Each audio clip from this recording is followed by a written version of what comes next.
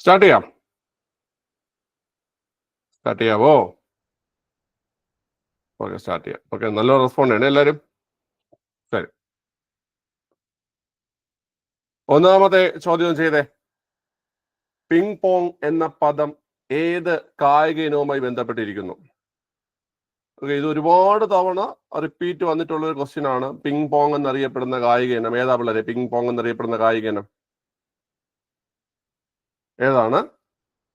Table tennis ആണ് അല്ലേ? Table tennis ആണ് പിങ് പോങ് എന്നറിയപ്പെടുന്ന കായിക ഇനം. ടേബിൾ ടെന്നീസ് ആണ്, ടേബിൾ ടെന്നീസ്. ഓക്കെ, നമ്മുടെ ഏതെങ്കിലും അയൽ രാജ്യത്തിന്റെ ഔദ്യോഗിക കായിക വിനോദമാണോ ടേബിൾ ടെന്നീസ്? ടേബിൾ ടെന്നീസ് ഏത് രാജ്യത്തിന്റെ കായിക ഇനമാണ്? ഔദ്യോഗിക കായിക ഇനമാണ് അല്ലെങ്കിൽ ദേശീയ കായിക ഇനമാണ് ടേബിൾ ടെന്നീസ്? അറിയുവാക്കെങ്കിലും അതെ, ചൈനയുടെ ദേശീയ കായിക വിനോദമാണ് ടേബിൾ ടെന്നീസ് എന്ന് പറയുന്നത്. ചൈനയുടെ ദേശീയ കായിക വിനോദമാണ് ടേബിൾ ടെന്നീസ് എന്ന് പറയുന്നത്. ഇന്ത്യയിൽ നമുക്ക് ചോദിക്കുന്ന ഒരു പ്രധാനപ്പെട്ട ടേബിൾ ടെന്നീസ് കായിക താരമാണ് മണിക ബത്ര. നമുക്ക് ചോദിക്കുന്നതാണ് കേട്ടോ, മണിക ബത്ര നമുക്ക് ചോദിക്കുന്ന ഒരു കായിക താരമാണ്. നാഷണൽ ലെവലിൽ ഫേമസ് ആയിട്ടുള്ള ഒരു ടേബിൾ ടെന്നീസ് കായിക താരമാണ് മണിക ബത്ര എന്ന് പറയുന്നത്. ഓക്കെ, അപ്പൊ നമ്മുടെ ചോദ്യം ഇതായിരുന്നു, പിങ് പോങ് എന്നറിയപ്പെടുന്ന കായിക ഇനം, പിങ് പോങ് എന്ന പദം ഏത് കായിക ഇനവുമായി ബന്ധപ്പെട്ടിരിക്കുന്നു? പിള്ളേർ ആൻസർ ഏതാണ്? ടേബിൾ ടെന്നീസ് ആണ് ആൻസർ. ഓക്കെ, ടേബിൾ ടെന്നീസ് ചൈനയുടെ കായിക ഇനമാണ്. ചൈനയുടെ ഔദ്യോഗിക അല്ലെങ്കിൽ ദേശീയ കായിക ഇനമാണ് എന്ന് പറയുന്നത് ടേബിൾ ടെന്നീസ് എന്ന് പറയുന്നത്. ഇന്ത്യയിലെ പ്രധാനപ്പെട്ട ഒരു ടേബിൾ ടെന്നീസ് കായിക താരമാണ് ആര്? മണിക ബത്ര എന്ന് പറയുന്നത്. മണിക ബത്ര ഇന്ത്യയിലെ ഫേമസ് ആയിട്ടുള്ള ടേബിൾ ടെന്നീസ് കായിക താരമാണ്. നമുക്ക് ധാരാളം പരീക്ഷയ്ക്ക് ചോദ്യം വന്നിട്ടുണ്ട്. മണിക ബത്രയുടെ ചോദ്യം മറക്കണ്ട. ഓക്കെ അല്ലേ? ഓക്കെ ആണ്. അടുത്ത ചോദ്യം, മനുഷ്യ ശരീരത്തിൽ പേശികളില്ലാത്ത അവയവം ഏതാണ്? മനുഷ്യ ശരീരത്തിലെ പേശികളില്ലാത്ത അവയവം എന്ന് പറയുന്നത് ശ്വാസകോശമാണ്. നമ്മുടെ ശ്വാസകോശത്തിൽ എന്തില്ല? പേശികളില്ല. മനസ്സിലായോ? ശ്വാസകോശത്തിൽ ലങ്സിൽ എന്തില്ല വളരെ? പേശികളില്ല. അതുപോലെ തന്നെ നമുക്ക് PSC ചോദിക്കുന്ന മറ്റൊരു ചോദ്യമാണ്, ഏറ്റവും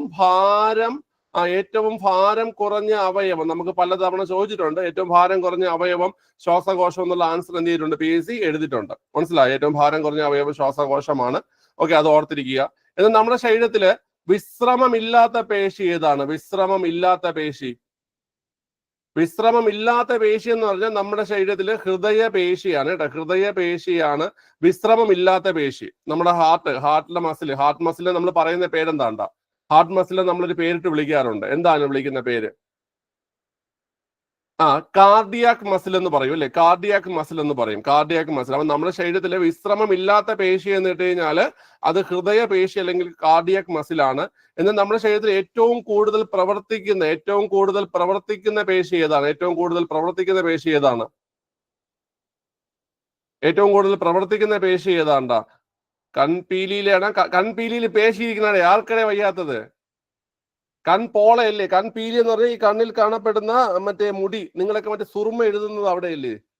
സുറുമ എഴുതുന്ന കൺപീലിയിലല്ലേ? ഓക്കെ, ഇത് കൺപോളയിലെ പേശിയാണ് കേട്ടോ. കൺപീലിയിലെ പേശി വൈകുന്നേരം ചിരിപ്പിക്കാനായിട്ട്. കൺപോളയിലെ പേശിയാണ് കേട്ടോ. കൺപോളയിലെ പേശിയാണ് ഏറ്റവും കൂടുതൽ പ്രവർത്തിക്കുന്ന പേശി കേട്ടോ. അപ്പൊ ഈ 3 ചോദ്യങ്ങൾ ഇമ്പോർട്ടന്റ് ആണ്. പേശികളില്ലാത്ത അവയവം എന്ന് കേട്ട് കഴിഞ്ഞാല് അത് ശ്വാസകോശമാണ്, പേശികളില്ലാത്ത അവയവം. അതുപോലെ തന്നെ ഏറ്റവും ഭാരം കുറഞ്ഞ അവയവം ചോദിച്ചാലും ശ്വാസകോശമാണ്. അതുപോലെ വിശ്രമമില്ലാത്ത പേശി എന്ന് കേട്ട് നമ്മുടെ ശരീരത്തില് വിശ്രമമില്ലാത്ത പേശി എന്ന് കേട്ട് അത് ഹൃദയപേശിയാണ്, എന്നാൽ അല്ലെങ്കിൽ കാർഡിയാക് മസിലാണ്. ഏറ്റവും കൂടുതൽ പ്രവർത്തിക്കുന്ന പേശി എന്ന് കേട്ട് കഴിഞ്ഞാല് അത് കൺപോളയിലെ പേശിയാണ്. എന്തുകൊണ്ടാ ഹൃദയപേശികൾ വിശ്രമിക്കാത്തെ?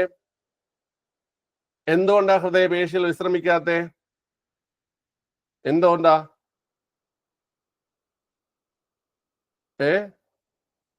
ഹൃദയപേശികൾ വിശ്രമിച്ചു കഴിഞ്ഞാൽ പിന്നെ നമ്മൾ കാണുമോ? നമ്മൾ വിശ്രമത്തിലേക്ക് പോകും അല്ലേ? കാരണം ഹൃദയം എപ്പോഴും പ്രവർത്തിച്ചുകൊണ്ടിരിക്കുകയാണ്. നമ്മൾ ഉറങ്ങുമ്പോൾ ഹൃദയം പ്രവർത്തിക്കുമോ? നമ്മൾ ഉറങ്ങുമ്പോൾ പോലും നമ്മുടെ ഹൃദയം പ്രവർത്തിക്കുന്നുണ്ട്. മനസ്സിലായ? ഹൃദയം പ്രവർത്തിക്കുന്നുണ്ട് കേട്ടാ. ഓക്കെ, ക്ലിയർ ആണ്. അടുത്ത ചോദ്യം, ഭൂവൽക്കത്തിൽ ഏറ്റവും കൂടുതലുള്ള മൂലകം ഏതാണ്? ഭൂവൽക്കത്തിൽ ഏറ്റവും കൂടുതലുള്ള മൂലകം ഏത്? പിള്ളേരെ ആൻസർ ഓപ്ഷൻ സി, ഓക്സിജൻ ആണ് കേട്ടോ. ഭൂവൽക്കത്തിൽ ഏറ്റവും കൂടുതലുള്ള മൂലകം ഏതാണ്? ഇവിടെ ഭൂവൽക്കത്തിൽ ഏറ്റവും കൂടുതലുള്ള മൂലകം ഓക്സിജൻ ആണ് ഭൂവൽക്കത്തിൽ ഏറ്റവും കൂടുതലുള്ള മൂലകം. ഓക്കെ, ക്ലിയർ ആണല്ലോ. ഇനി അന്തരീക്ഷത്തിൽ ഏറ്റവും കൂടുതലുള്ള മൂലകം ചോദിച്ചാലോ? അന്തരീക്ഷത്തിൽ ഏറ്റവും കൂടുതലുള്ള മൂലകം ഏതാണ്? അത് നൈട്രജൻ. അന്തരീക്ഷത്തിൽ ഏറ്റവും കൂടുതലുള്ള മൂലകം ഏതാണ്? അത് നൈട്രജൻ ആണ്. ഭൂവൽക്കത്തിൽ ഏറ്റവും കൂടുതലുള്ള മൂലകം ഏതാണ്? ഭൂവൽക്കത്തിൽ ഏറ്റവും കൂടുതലുള്ളത് ഓക്സിജൻ ആണ്. ഓക്കെ, ഭൂവൽക്കത്തില് ഏറ്റവും കൂടുതലുള്ള ലോഹം ഏതാണ്? ഭൂവൽക്കത്തിൽ ഏറ്റവും കൂടുതലുള്ള ലോഹം ഏതാണ്? ഭൂവൽക്കത്തിൽ ഏറ്റവും കൂടുതലുള്ള ലോഹം ഏതാണ് പിള്ളേരെ? അറിഞ്ഞാൽ പഠിച്ചോണം. ഭൂവൽക്കത്തിൽ ഏറ്റവും കൂടുതലുള്ള ലോഹം അലൂമിനിയം ആണ് ഭൂവൽക്കത്തിൽ ഏറ്റവും കൂടുതലുള്ള ലോഹം. ഓക്കെ, ഭൂവൽക്കത്തിൽ ഏറ്റവും കൂടുതലുള്ള ലോഹം അലുമിനിയം ആണ്. ഇനി ഭൂമിയുടെ അകക്കാമ്പിൽ അല്ലെങ്കിൽ ഭൂമിയുടെ അകക്കാമ്പിൽ ഏറ്റവും കൂടുതലുള്ള ലോഹം ഏതാണ്? ഭൂമിയുടെ അകക്കാമ്പിൽ അല്ലെങ്കിൽ ഭൂമിയുടെ ഉള്ളിൽ ഏറ്റവും കൂടുതലുള്ള ലോഹം ഏതാണ്ട്? ഇരുമ്പാണ് കേട്ടാ. ഭൂമിയുടെ ഉള്ളിൽ ഏറ്റവും കൂടുതലുള്ള ലോഹം ഇരുമ്പാണ്. ഇനി പ്രപഞ്ചത്തിൽ ഏറ്റവും കൂടുതലുള്ള ലോഹം ഏതാണ്? പ്രപഞ്ചത്തിൽ ഏറ്റവും കൂടുതലുള്ള ലോഹം ഏതാണ്? ലോഹമാണ്ടേ ചോദിക്കുന്നത്. നിങ്ങൾ എന്തുവാടേ പറയുന്നേ? പ്രപഞ്ചത്തിൽ ഏറ്റവും കൂടുതലുള്ള ലോഹം ഏതാണ്? പ്രപഞ്ചത്തിൽ ഏറ്റവും കൂടുതലുള്ള ലോഹമാണ് ചോദിക്കുന്നത്. ലോഹം, മെറ്റൽ. ഭൂവൽക്കത്തിൽ ഏറ്റവും കൂടുതൽ അലുമിനിയം ആണ്. ഭൂമിയുടെ ഉള്ളറകളിൽ ഏറ്റവും കൂടുതൽ ഇരുമ്പാണ്. എന്നാൽ പ്രപഞ്ചത്തിൽ ഏറ്റവും കൂടുതലുള്ളതും തന്നെയാണ്? ഇരുമ്പ് തന്നെയാണ്. പ്രപഞ്ചത്തിൽ ഏറ്റവും കൂടുതലുള്ളതും ഇരുമ്പ് തന്നെയാണ്. പ്രപഞ്ചത്തിൽ ഏറ്റവും കൂടുതലുള്ള മൂലകം എന്ന് ചോദിക്കുകയാണെങ്കിൽ അതാണ് ഹൈഡ്രജൻ. പ്രപഞ്ചത്തിൽ ഏറ്റവും കൂടുതലുള്ള മൂലകം എന്ന് ചോദിച്ചാൽ അത് ഹൈഡ്രജൻ. പ്രപഞ്ചത്തിൽ ഏറ്റവും കൂടുതലുള്ള മൂലകം എന്ന് ചോദിച്ചാൽ ഹൈഡ്രജൻ. പ്രപഞ്ചത്തിൽ ഏറ്റവും കൂടുതലുള്ള ലോഹം ഏതെന്നിട്ട് അത് ഇരുമ്പാണ്. പ്രപഞ്ചത്തിൽ ഏറ്റവും കൂടുതലുള്ള ലോഹം ഏതാണ് പിള്ളേരെ? ഇരുമ്പാണ്. ഭൂവൽക്കത്തിൽ അതായത് എർത്ത് സർഫസിൽ ഏറ്റവും കൂടുതലുള്ള ലോഹം ചോദിക്കുകയാണെങ്കിൽ അലുമിനിയം. ഭൂമിയുടെ ഉള്ളറയിൽ ഏറ്റവും കൂടുതലുള്ള ലോഹം ചോദിക്കുകയാണെങ്കിൽ ഇരുമ്പ്. പ്രപഞ്ചത്തിൽ ഏറ്റവും കൂടുതലുള്ള ലോഹം ചോദിക്കുകയാണെങ്കിൽ അതും ഇരുമ്പ്. പ്രപഞ്ചത്തിൽ ഏറ്റവും കൂടുതലുള്ള മൂലകം ചോദിക്കുകയാണെങ്കിൽ അത് ഹൈഡ്രജൻ. ഓക്കെ അല്ലേ പിള്ളേരെ? ഓക്കെ ആണ്. ഇവിടെ നമ്മുടെ ചോദ്യം ഭൂവൽക്കത്തിൽ ഏറ്റവും കൂടുതലുള്ള മൂലകം ഓക്സിജൻ ആണ്. അന്തരീക്ഷത്തിൽ ഏറ്റവും കൂടുതലുള്ള മൂലകം നൈട്രജൻ ആണ്. അന്തരീക്ഷത്തിൽ ഏറ്റവും കൂടുതലുള്ള മൂലകം ഏതാണ് പിള്ളേരെ? അത് നൈട്രജൻ ആണ് കേട്ടോ. ഓക്കെ ആണല്ലോ. ശരി. അടുത്ത ജീവകങ്ങളെ സംബന്ധിച്ച പ്രസ്താവനകൾ നൽകിയിരിക്കുന്നു. ശരിയായവ മാത്രം തിരഞ്ഞെടുക്കുക. കൊഴുപ്പിൽ ലയിക്കുന്ന ജീവകങ്ങളാണ് ADC എന്നിവ. ശരിയോ തെറ്റോ? നമുക്ക് വേണ്ട ശരിയായ പ്രസ്താവനകളാണ് വേണ്ടത്. കൊഴുപ്പിൽ ലയിക്കുന്ന ജീവകങ്ങളാണ് ADC എന്നിവ. ശരിയോ തെറ്റോ? എയും ഡിയും കൊഴുപ്പിൽ ലയിക്കുന്നുണ്ട് അല്ലെ? എയും ഡിയും കൊഴുപ്പിൽ ലയിക്കുന്നുണ്ട്. സി ലയിക്കുന്നത് ജലത്തിലാണ് അല്ലെ? ജലത്തിലാണ് സി ലയിക്കുന്നത്. ജലത്തിലാണ്. ഓക്കെ, അപ്പം ADC എന്നുള്ള സ്റ്റേറ്റ്മെന്റ് തെറ്റാണ്. ഓക്കെ, നമ്മൾ അതൊരു കോഡ് വെച്ച് പഠിക്കുന്നുണ്ട് പിള്ളേരെ. എന്താണ്? കൊഴുപ്പ് കേട എന്നുള്ളൊരു കോഡ് നമ്മൾ പഠിക്കുന്നുണ്ട്. കൊഴുപ്പ് കേട എന്ന് പറയുമ്പോഴ് കെ ലയിക്കുന്നത് കൊഴുപ്പിലാണ്, അതായത് ഫാറ്റ് സോലുബിൾ ആണ്. അതുപോലെ ഇ ലയിക്കുന്നതും ഏതിലാണ്? കൊഴുപ്പിലാണ്. ഡി ലയിക്കുന്നതും കൊഴുപ്പിലാണ്. അതുപോലെ എ ലയിക്കുന്നതും ഏതിലാണ്? കൊഴുപ്പിലാണ്. അതായത് കെയും ഇയും ഡിയും എയും എല്ലാം ഫാറ്റ് സോലുബിൾ വൈറ്റമിൻസ് ആണ്. ഇനി ബിയും സിയും ലയിക്കുന്നത് ഏതിലാണ്? ബിയും സിയും ലയിക്കുന്നത് ജലത്തിലാണ്, വാട്ടർ സോലുബിൾ ആണ് അല്ലേ? ബിയും സിയും ലയിക്കുന്നത് ജലത്തിലാണ്. നമുക്ക് അവിടെ തന്നെ വേറൊരു ചോദ്യം ഉണ്ട് കേട്ടോ. അതായത് ലയത്വം അനുസരിച്ച് വിറ്റാമിനുകളെ എത്രയായി തരംതിരിക്കുന്നു? ലയത്വം അനുസരിച്ച് വിറ്റാമിനുകളെ രണ്ടായിട്ടാണ് തരംതിരിക്കുന്നത് അല്ലേ? ഒന്നെന്ന് പറഞ്ഞാൽ ഫാറ്റ് സോലുബിളും മറ്റൊന്നെന്ന് പറഞ്ഞാൽ വാട്ടർ സോലുബിളുമാണ്. ഫാറ്റ് സോലുബിൾ ഏതൊക്കെയെന്ന് കേട്ട് കഴിഞ്ഞാൽ ഈ പറയുന്ന കൊഴുപ്പ് കേട എന്ന് ഓർത്താൽ മതി. കൊഴുപ്പ് കേട, KEDA, കൊഴുപ്പ് കേട എന്ന് ഓർത്താൽ മതി. അല്ലെങ്കിൽ അടക്കി കൊഴുപ്പുണ്ട്, അങ്ങനെ പല കോഡുണ്ട്. അടക്കി ADEK, അടക്കി കൊഴുപ്പുണ്ട്. അപ്പൊ കൊഴുപ്പിൽ ലയിക്കുന്നത് KEDAയും ജലത്തിൽ ലയിക്കുന്നത് ബിയും സിയും എന്നിവയാണ് കേട്ടോ. മനസ്സിലായി? ഓക്കെ. അടുത്ത രണ്ടാമത്തെ സ്റ്റേറ്റ്മെന്റ്, ജീവകം ഡിയുടെ അപര്യാപ്തത മൂലം മുതിർന്നവരിൽ ഉണ്ടാകുന്ന രോഗമാണ് ഓസ്റ്റിയോമലേഷ്യ. നമ്മൾ കഴിഞ്ഞ വർക്കൗട്ടിൽ നമ്മളത് പറഞ്ഞ കാര്യമാണ്. വൈറ്റമിൻ ഡിയുടെ കുറവ് മൂലം ഉണ്ടാകുന്ന കണ്ടീഷനാണ് ഓസ്റ്റിയോമലേഷ്യ എന്നുള്ള കാര്യം അല്ലേ? ഓസ്റ്റിയോമലേഷ്യ നമ്മൾ പറഞ്ഞു, റിക്കറ്റ്സ് അല്ലെങ്കിൽ കണ. റിക്കറ്റ്സ്, കണ, ഓസ്റ്റിയോമലേഷ്യ ഒക്കെ വൈറ്റമിൻ ഡിയുടെ അപര്യാപ്തത രോഗമാണെന്ന് കഴിഞ്ഞ ക്ലാസ്സിൽ പഠിച്ചതാണ്. ഓക്കെ, അപ്പൊ അതിൻ്റെ ശരിയാണ്, രണ്ടാമത്തെ സ്റ്റേറ്റ്മെന്റ് ശരിയാണ്. ജീവകം ഇയുടെ ശാസ്ത്രീയ നാമമാണ് ഫില്ലോക്കിനോൺ. ജീവകം ഇയുടെ ശാസ്ത്രീയ നാമമാണ് ഫില്ലോക്കിനോൺ. അല്ല, ഫില്ലോക്കിനോൺ എന്ന് പറഞ്ഞാൽ വൈറ്റമിൻ കെയുടെ ശാസ്ത്രീയ നാമമാണ് കേട്ടോ. വൈറ്റമിൻ കെയുടെ ശാസ്ത്രീയ നാമമാണ്. ഓക്കെ, ഞാൻ നിങ്ങൾക്ക് പറഞ്ഞിട്ടുണ്ട് കെ ഫോർ കിടക്കുക. കെ ഫോർ കിടക്കുക, കിടക്കുന്നത് പില്ലോയിലാണ്. കെ ഫോർ കിടക്കുക, കിടക്കുന്നത് പില്ലോയിലാണ്. കെ ഫോർ കിടക്കുക, കിടക്കുന്നത് പില്ലോയിലാണ്. അപ്പൊ ഫില്ലോക്കിനോൺ കെ ആണ്. വൈറ്റമിൻ ഇയുടെ ശാസ്ത്രീയ നാമം എന്ന് പറഞ്ഞു കഴിഞ്ഞാൽ ഇയുടെ ശാസ്ത്രീയ നാമം പിള്ളേരെ ടോക്കോഫെറോൾ എന്നാണ് അല്ലെ. ടോക്കോഫെറോൾ എന്നാണ് വൈറ്റമിൻ ഇയുടെ ശാസ്ത്രീയ നാമം. അറിഞ്ഞു മാത്രം എഴുതി പഠിച്ചോണേ. അപ്പൊ കെ എന്ന് പറഞ്ഞാൽ ഫില്ലോക്കിനോൺ ആണ്, ഇ എന്ന് പറഞ്ഞാൽ ടോക്കോഫെറോൾ ആണ്. അപ്പം ഈ സ്റ്റേറ്റ്മെന്റ് തെറ്റാണ്. മൂന്നാമത്തെ സ്റ്റേറ്റ്മെന്റ് തെറ്റാണ്. ഓക്കെ, രക്തം കട്ടപിടിക്കാൻ സഹായിക്കുന്നത് ജീവകം കെ ആണ്. രക്തം കട്ടപിടിക്കാൻ സഹായിക്കുന്ന ജീവകം കെ ആണ്. അത് ശരിയാണ്. ഓക്കെ, അപ്പൊ ഇവിടെ നോക്കുമ്പോൾ നമുക്ക് ശരിയായ സ്റ്റേറ്റ്മെന്റുകളാണ് വേണ്ടത്.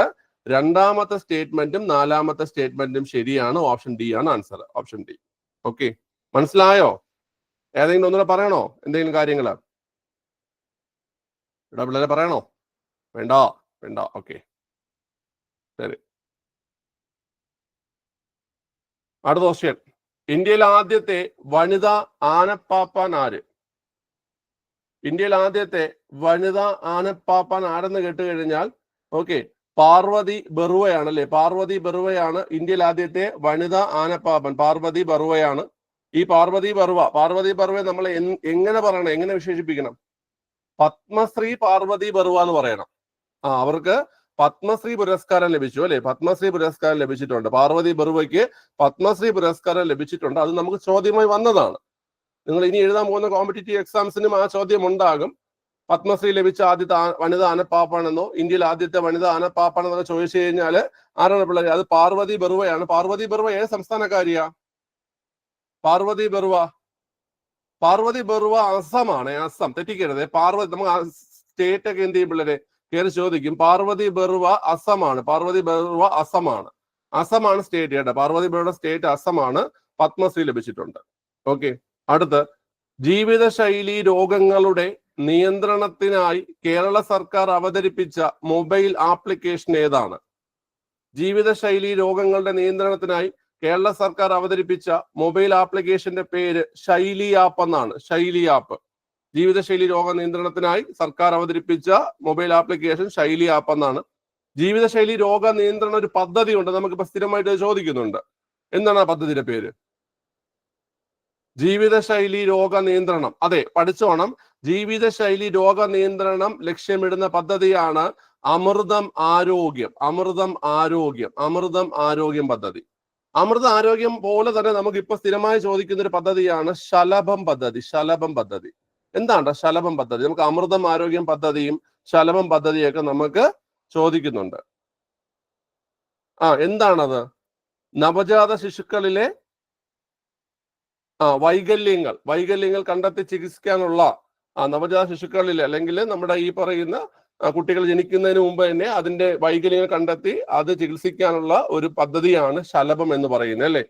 ഓക്കെ, ശലഭം എന്ന് പറയുന്നത് നവജാത ശിശുക്കളുടെ രോഗങ്ങൾ ചികിത്സിക്കാനുള്ള അല്ലെങ്കിൽ വൈകല്യങ്ങൾ കണ്ടെത്തി ചികിത്സിക്കാനുള്ള പദ്ധതിയാണ് ശലഭം. അതുപോലെ നിങ്ങൾക്ക് ചോദിക്കുന്നതാണ് അമൃതം ആരോഗ്യം പദ്ധതി. അമൃതം ആരോഗ്യം പദ്ധതി എന്ന് പറഞ്ഞു കഴിഞ്ഞാൽ എന്താ പിള്ളേരെ അമൃത ആരോഗ്യം പദ്ധതി? ഈ പറയുന്ന ജീവിതശൈലി രോഗ നിയന്ത്രണത്തിനായുള്ള പദ്ധതിയാണ് അമൃതം ആരോഗ്യം പദ്ധതി. അതുപോലെ ജീവിതശൈലി രോഗ നിയന്ത്രണത്തിനായിട്ട് ഒരു മൊബൈൽ ആപ്ലിക്കേഷൻ നമ്മുടെ സംസ്ഥാന സർക്കാർ ആരംഭിച്ചിട്ടുണ്ട്. അതിന്റെ പേരാണ് ശൈലി ആപ്പ്. മനസ്സിലായ? ഓക്കെ, ഇന്നലെ തിരുവനന്തപുരത്ത് ഒരാളെ വെർച്വൽ അറസ്റ്റിലൂടെ 1.25 കോടി രൂപ തട്ടിയെടുത്തു. നിങ്ങൾ വാർത്ത കണ്ടായിരുന്നു? അത് ഒരു വാർത്ത ഇങ്ങനെ വരുന്നുണ്ട്, സത്യമാണോ എന്ന് അറിയത്തില്ല. പക്ഷെ നമ്മുടെ ലീഡിംഗ് ആയിട്ടുള്ള മീഡിയാസിലൊക്കെ ആ വാർത്ത വരുന്നുണ്ട്. ഓക്കെ, നമ്മളിപ്പോ ആരെ ഫോൺ ചെയ്ത് കഴിഞ്ഞാലും നമുക്ക് ഈ പറയുന്ന കാര്യം ഇതാണ്. നിങ്ങൾ എല്ലാവരും ഫോണിൽ ആ ഒരു ഇത് മെസ്സേജ് അല്ലെ ആ ഒരു ഇതിൽ കേൾക്കുന്നത് കോളർ ടൂൺ ആയിട്ട് അല്ലേ? നമുക്ക് അതിന്റെ ഒരു ടോൾ ഫ്രീ നമ്പരും പറഞ്ഞിട്ടുണ്ട്. 1930 എന്ന് പറയുന്ന ഒരു ടോൾ ഫ്രീ നമ്പറിലേക്ക് വിളിച്ചു പറയാനും പറയുന്നുണ്ട്. വെർച്വൽ അറസ്റ്റ്, അത് തട്ടിപ്പാണെന്നുള്ള കാര്യം. ഇയാൾ വീട് പണയം വെച്ചിട്ടാണ് പൈസ കൊടുത്തതെന്നാണ് പറയുന്നത്. അപ്പൊ ഈ വീട് പണയം വെക്കുന്ന കാര്യം സംസാരിക്കാൻ വേണ്ടിയിട്ടെങ്കിലും ചിലപ്പോൾ ആരെങ്കിലും ഫോൺ വിളിച്ച് കാണത്തില്ലേ, അപ്പോഴിത് പറഞ്ഞു കാണൂലേ.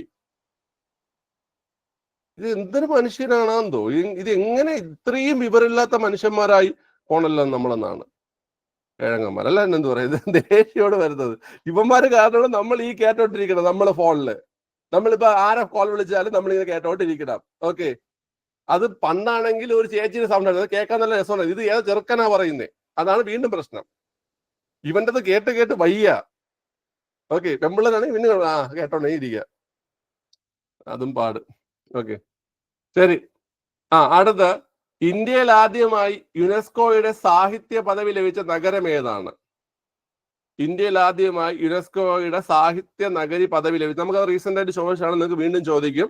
അത് കോഴിക്കോടാണ് കേട്ടോ. കോഴിക്കോടാണ് സാഹിത്യ നഗരി എന്ന പദവി ലഭിച്ചത്. കോഴിക്കോടാണ് കേട്ടോ. കോഴിക്കോട്. കോഴിക്കോടുകാരുണ്ടോ? കോഴിക്കോടുകാരെങ്കിലും ഉണ്ടോ? കോഴിക്കോടുകാരും ഇല്ല. ഉണ്ട്, ഷബ്ന ജാസിം. ഓക്കെ, കോഴിക്കോട്. നിങ്ങൾ സാഹിത്യ നഗര, നിങ്ങൾ സാഹിത്യ കവിതയൊക്കെ എഴുതോ ഷബ്ന? ഇല്ലേ? ഓക്കെ. ഇന്ത്യയുടെ സൗരദൗത്യമായ ആദിത്യ L1 2023 സെപ്റ്റംബർ 2 ISRO ശ്രീഹരിക്കോട്ടയിൽ നിന്ന് വിക്ഷേപിച്ചു. ദൗത്യത്തിൽ ഉപയോഗിച്ച റോക്കറ്റ് ഏതാണ് ചോദ്യം. ആദിത്യ L1 വിക്ഷേപണ വാഹനം, ആദിത്യ L1 വിക്ഷേപണ വാഹനം പിള്ളേരെ, അത് PSLV C57 ആണ് കേട്ടോ. PSLV C57 ആണ് ആദിത്യ L1 ഈ പറയുന്ന വിക്ഷേപണ വാഹനം എന്ന് പറയുന്നത്. ഓക്കെ, ഈ ആദിത്യ L1 പ്ലേസ് ചെയ്തിരിക്കുന്നത് നമ്മുടെ ഭൂമിയുടെയും സൂര്യന്റെയും ഇടയിലുള്ള ഒരു പോയിന്റ് ഉണ്ട്. അതിന്റെ പേരെന്താണ്? ആദിത്യ L1 പ്ലേസ് ചെയ്തിരിക്കുന്ന ലഗ്രാഞ്ച് പോയിന്റ് എന്നാണ് പറയുന്നത് അല്ലെ. ലഗ്രാഞ്ച് പോയിന്റ് എന്നാണ് പറയുന്നത്. ലഗ്രാഞ്ച് പോയിന്റ് എന്നാണ് പറയുന്നത്. ലഗ്രാഞ്ച് പോയിന്റ് എന്നാണ് പറയുന്നത്. ഈ ലഗ്രാഞ്ച് പോയിന്റ് ഭൂമിയിൽ നിന്ന് എത്ര കിലോമീറ്റർ അകലെയാണ്? നമുക്കത് പല ഡിഗ്രി മെയിൻസിന് ഉൾപ്പെടെ നമുക്ക് ചോദിച്ചോ ലഗ്രാഞ്ച് പോയിന്റ് എത്ര അകലെയാണെന്നുള്ള കാര്യം. ലഗ്രാഞ്ച് പോയിന്റ് എത്ര അകലെയാണെന്നുള്ള കാര്യം. എത്ര അകലെയാ? 1500 കിലോമീറ്റർ. 1500 കിലോമീറ്റർ ഇവിടെ ഡൽഹി പോവാല് 15 ലക്ഷം കിലോമീറ്റർ.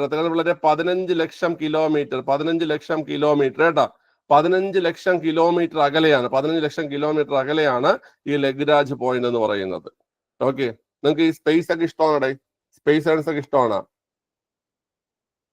ഓക്കെ, നിങ്ങൾ ഇഷ്ടമാണെങ്കിൽ ഒരു കാണേണ്ട ഒരു സിനിമയുണ്ട്, ഇന്റർസ്റ്റെല്ലാർ എന്നൊരു സിനിമയുണ്ട്. അത് കണ്ടു നോക്കണം കേട്ടോ, അടിപൊളിയാണ്. കണ്ടിട്ടുണ്ടോ ആരെങ്കിലും ഇന്റർസ്റ്റെല്ലാർ? ക്രിസ്റ്റഫർ നോളന്റെ കണ്ടുള്ള ആൾക്കാരുണ്ടോ? അത് കണ്ടു നോക്കണം നിങ്ങൾ, അടിപൊളി സിനിമയാണ്, സൂപ്പറാണ്. ഓക്കെ, ശരി. സിറോഫ്താൽമിയ എന്ന രോഗമുണ്ടാകുന്നത് ഏത് വൈറ്റമിന്റെ തുടർച്ചയായ അഭാവം മൂലമാണ്? ഇതൊക്കെ നമുക്ക് സ്ഥിരമായിട്ടൊരു മാർക്ക് കിട്ടുന്ന ചോദ്യമാണ്. സിറോഫ്താൽമിയ വൈറ്റമിൻ എയുടെ അഭാവം മൂലം ഉണ്ടാകുന്ന രോഗമാണ് സിറോഫ്താൽമിയ. വൈറ്റമിൻ എയുടെ അഭാവം മൂലം ഉണ്ടാകുന്ന രോഗമാണ് സിറോഫ്താൽമിയ. അടിസ്ഥാന അളവുകളും അവയുടെ യൂണിറ്റുകളും തന്നിരിക്കുന്നു. ശരിയല്ലാത്ത ജോഡികൾ കണ്ടെത്തുക. അടിസ്ഥാന അളവുകളും അവയുടെ യൂണിറ്റുകളും കണ്ടെത്തിയേ. സമയം സെക്കൻഡ് ശരിയാണോ? സമയത്തിന്റെ അടിസ്ഥാന യൂണിറ്റ് സെക്കൻഡ് ആണോ? സമയത്തിന്റെ അടിസ്ഥാന യൂണിറ്റ് സെക്കൻഡ് ആണ്, ശരിയാണ്. താപം ഡിഗ്രി സെൽഷ്യസ്.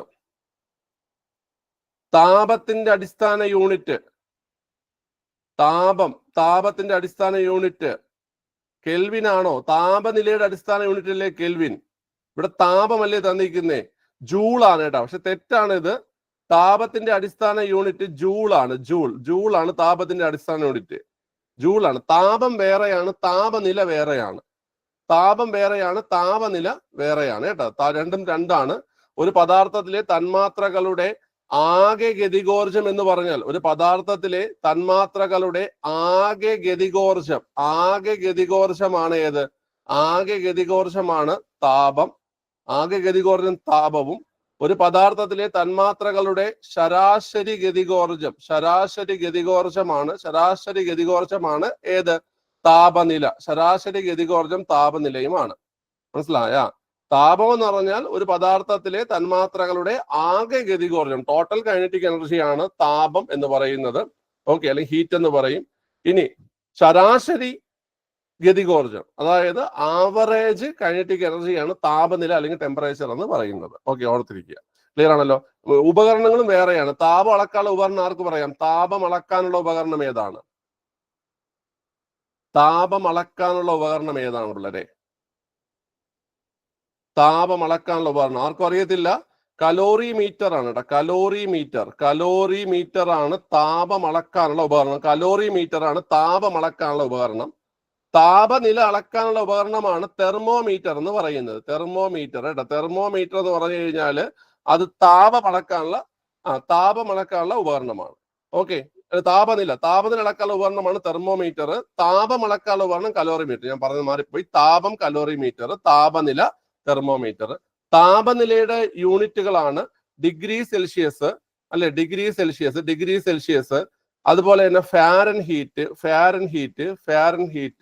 അതുപോലെ തന്നെ കെൽവിൻ. ഇതൊക്കെയാണ് താപനിലയുടെ യൂണിറ്റുകൾ കേട്ടോ. ഡിഗ്രി സെൽഷ്യസും ഫാരൻഹീറ്റും കെൽവിനൊക്കെയാണ് ഈ താപനിലയുടെ യൂണിറ്റുകൾ. അതിൽ തന്നെ നമ്മുടെ കെൽവിനാണ് താപനിലയുടെ SI യൂണിറ്റ് എന്ന് പറയുന്നത്.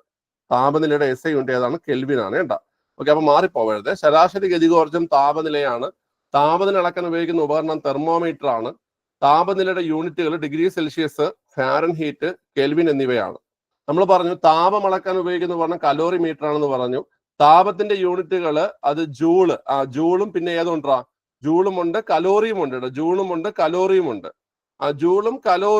ജൂളും കലോറിയും എന്താണ്ട? കലോറിയും ഈ താപത്തിന്റെ യൂണിറ്റുകളാണ്. ഓക്കെ, ജൂളും കലോറിയും താപത്തിന്റെ യൂണിറ്റുകളാണ്. ഓക്കെ, അപ്പൊ ഇത് തെറ്റാണ്. അടുത്ത് പ്രകാശ തീവ്രത കാൻഡല, ശരിയോ തെറ്റോ? പ്രകാശ തീവ്രത കാൻഡല ശരിയാണ് കേട്ടോ. പ്രകാശ തീവ്രത കാൻഡല ശരിയാണ്. ഓക്കെ, വൈദ്യുത പ്രവാഹ തീവ്രത ആംബിയർ ശരിയാണോ? വൈദ്യുത പ്രവാഹ തീവ്രത ആംബിയർ ശരിയാണ്. ഓക്കെ, അടുത്ത് മാസ് കിലോമീറ്റർ തെറ്റാണ്. മാസിന്റെ യൂണിറ്റ് കിലോഗ്രാം ആണ്, അല്ലെ? മാസിന്റെ യൂണിറ്റ് കിലോഗ്രാം ആണ്. മാസിന്റെ യൂണിറ്റ് കിലോഗ്രാം ആണ്. ഓക്കെ, അപ്പൊ നമുക്ക് വേണ്ടത് ശരിയല്ലാത്ത ജോഡികളാണ്. അപ്പൊ നമ്മൾ നോക്കിയപ്പോൾ ശരിയല്ലാത്തത് 2ഉം 5ഉമാണ് ശരിയല്ലാത്തത്, അല്ലേ? 2ഉം 5ഉമാണ് ശരിയല്ലാത്തത്. ഓക്കെ, അപ്പൊ ആൻസർ പിള്ളേരെ ഏത് വരും? ഓപ്ഷൻ സി വരും. ഓപ്ഷൻ സി ആണ് ആൻസർ. ഓക്കെ, ശരി. അടുത്ത ചോദ്യം, 2023 ഏപ്രിലിൽ ഭൗമസൂചിക പദവി ലഭിച്ച ആദൂർ വെറ്റില അല്ലെങ്കിൽ ഔദൂർ വെറ്റില എന്നൊക്കെ പറഞ്ഞ ചോദ്യം വരും.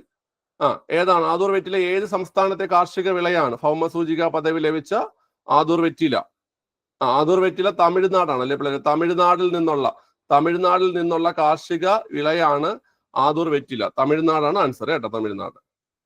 2024 സമ്മർ ഒളിമ്പിക്സിൽ ഇന്ത്യക്കായി ആദ്യ മെഡൽ നേടിയത് ആരാണ്?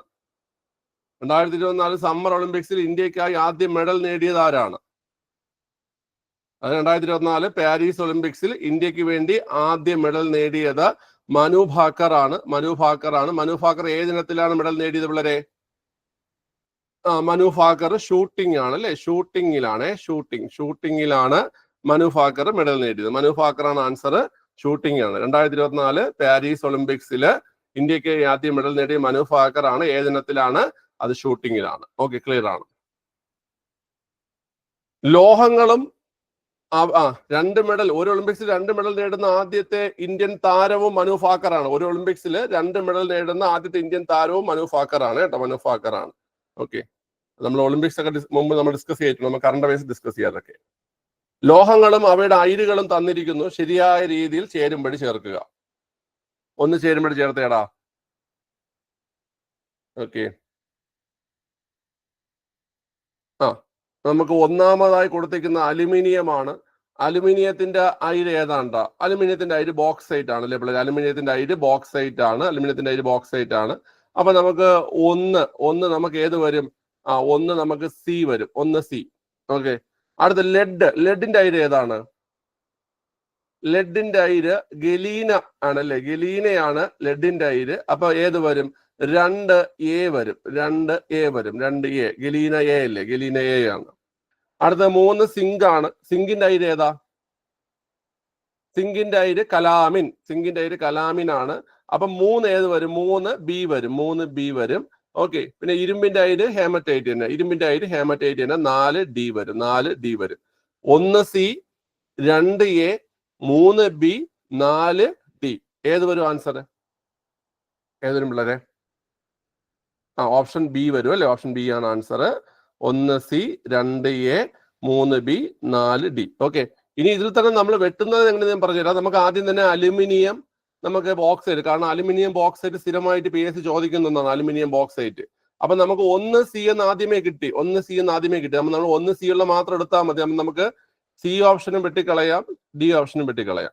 ബാക്കി 2 ഓപ്ഷനിലാണ് നമുക്ക് C കിടക്കുന്നത്, 1 C കിടക്കുന്നത്. ചില ക്വസ്റ്റ്യൻസിൽ നമുക്ക് ആദ്യമേ തന്നെ എന്ത് ചെയ്യും, ഓരോ ഓപ്ഷൻ വെച്ച് നമുക്ക് കിട്ടും. ഇപ്പോഴൊക്കെ നിങ്ങൾ എഴുതാൻ പോയ എക്സാമിലൊക്കെ നമുക്ക് അങ്ങനെ ഓരോ ഓപ്ഷൻ വെച്ച് എടുക്കാൻ പറ്റുന്ന കുറെ ക്വസ്റ്റ്യൻസ് ഉണ്ടായിരുന്നു അല്ലേ?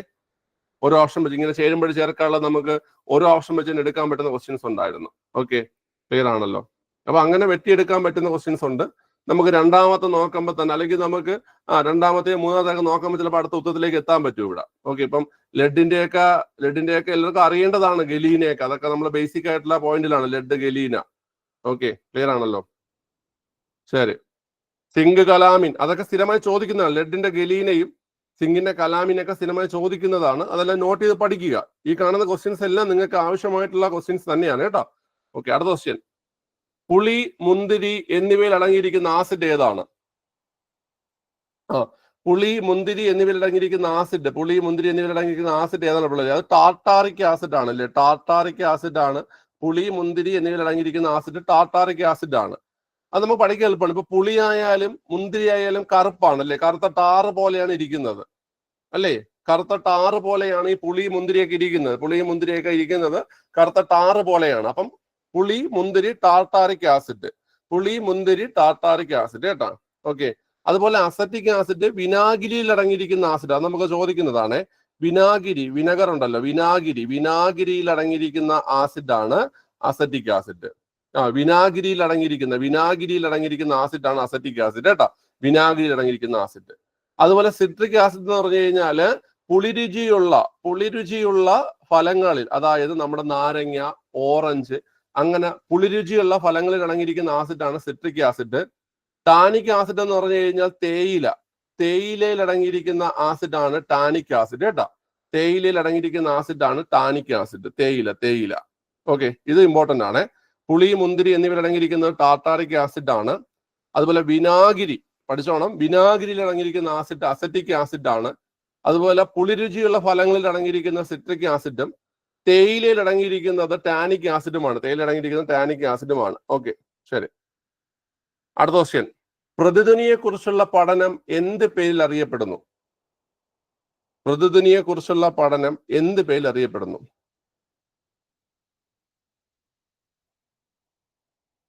പ്രതിധ്വനിയെ കുറിച്ചുള്ള പഠനം. വളരെ പ്രതിധ്വനിയെ കുറിച്ചുള്ള പഠനമാണ് കാറ്റക്കോസ്റ്റിക്സ്. എന്താ പിള്ളേരെ? കാറ്റക്കോസ്റ്റിക്സ് എന്നാണ് കേട്ടാ, തെറ്റിക്കരുത്. പ്രതിധ്വനിയെ കുറിച്ചുള്ള പഠനമാണ് കാറ്റക്കോസ്റ്റിക്സ് എന്ന് പറയും. കാറ്റക്കോസ്റ്റിക്സ് എന്നാണ് പ്രതിധ്വനിയെ കുറിച്ചുള്ള പഠനം. അക്വസ്റ്റിക്സ് നിങ്ങൾ പറയുന്നത് എന്തുവാ? അക്വസ്റ്റിക്സ് നമ്മൾ ബേസ് ആയിട്ട് അറിഞ്ഞിരിക്കേണ്ട ഒരു കാര്യമാണ്. ശബ്ദത്തെ കുറിച്ചുള്ള പഠനമാണ് അക്വസ്റ്റിക്സ് എന്ന് പറയുന്നത്. ശബ്ദത്തെ കുറിച്ചുള്ള പഠനമാണ് അക്വസ്റ്റിക്സ് എന്ന് പറയുന്നത്. അടുത്ത് ക്രയോജനിക്സ് എന്താണെന്ന് അറിയാവോ? ക്രയോജനിക്സ്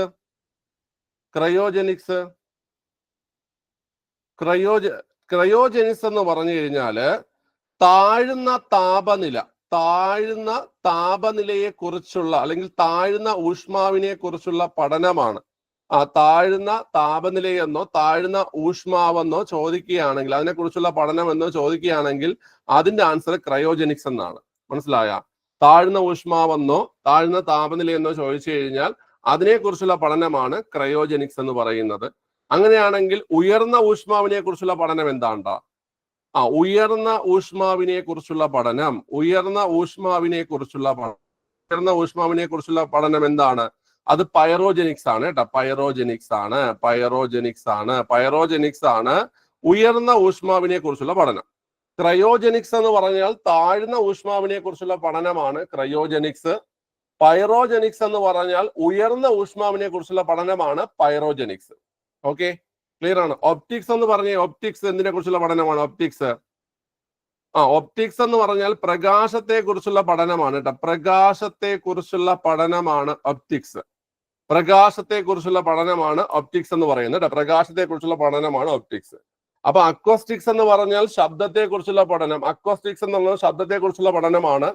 കാറ്റകോസ്റ്റിക്സ് എന്ന് പറഞ്ഞാൽ പ്രതിധ്വനിയെ കുറിച്ച് അല്ലെങ്കിൽ എക്കോയെ കുറിച്ചുള്ള പഠനമാണ് കാറ്റകോസ്റ്റിക്സ്. ക്രയോജനിക്സ് എന്ന് പറഞ്ഞാൽ താഴ്ന്ന ഊഷ്മാവിനെ കുറിച്ചുള്ള പഠനം. പൈറോജനിക്സ് എന്ന് പറഞ്ഞാൽ ഉയർന്ന ഊഷ്മാവിനെ കുറിച്ചുള്ള പഠനം. ഓക്കെ, താഴ്ന്ന ഊഷ്മാവിനെ കുറിച്ചുള്ള പഠനം ക്രയോജനിക്സ്, ഉയർന്ന ഊഷ്മാവിനെ കുറിച്ചുള്ള പഠനം പൈറോജനിക്സ്. പ്രകാശത്തെ കുറിച്ചുള്ള പഠനം ഒപ്റ്റിക്സ്. ഓക്കെ, അടുത്ത സൊമാറ്റോട്രോപ്പിന്റെ അമിതോൽപാദനം മൂലം മുതിർന്ന വ്യക്തികളിൽ ഉണ്ടാകുന്ന അവസ്ഥ ഏതാണ്? പ്രീവിയസ് ചോദ്യമാണ്, പലരും തെറ്റിച്ചൊരു ക്വസ്റ്റ്യൻ കൂടിയാണ്. സൊമാറ്റോട്രോപ്പിന്റെ അമിതോൽപാദനം മൂലം മുതിർന്ന വ്യക്തികളിൽ ഉണ്ടാകുന്ന രോഗമേതെന്നാണ് ചോദ്യം. പിള്ളേരെ, സൊമാറ്റോട്രോപ്പിന്റെ അമിതോൽപാദനം മൂലം മുതിർന്ന വ്യക്തികളിൽ ഉണ്ടാകുന്ന അവസ്ഥയെ പറയുന്ന പേര് അക്രോമെഗലി എന്നാണ് കേട്ടോ. എന്താണ് അക്രോമെഗലി എന്നതാണ് ആൻസർ. Okay, acromegaly. ഈ ഭീമാകാരത്വവും സൊമാറ്റോട്രോപ്പിന്റെ അമിതോൽപാദനം മൂലം ഉണ്ടാകുന്നതാണ്. പക്ഷെ അതുണ്ടാകുന്നത് കുട്ടികളിൽ അല്ലെങ്കിൽ ശരീര വളർച്ചാ കാലഘട്ടത്തിലാണ്.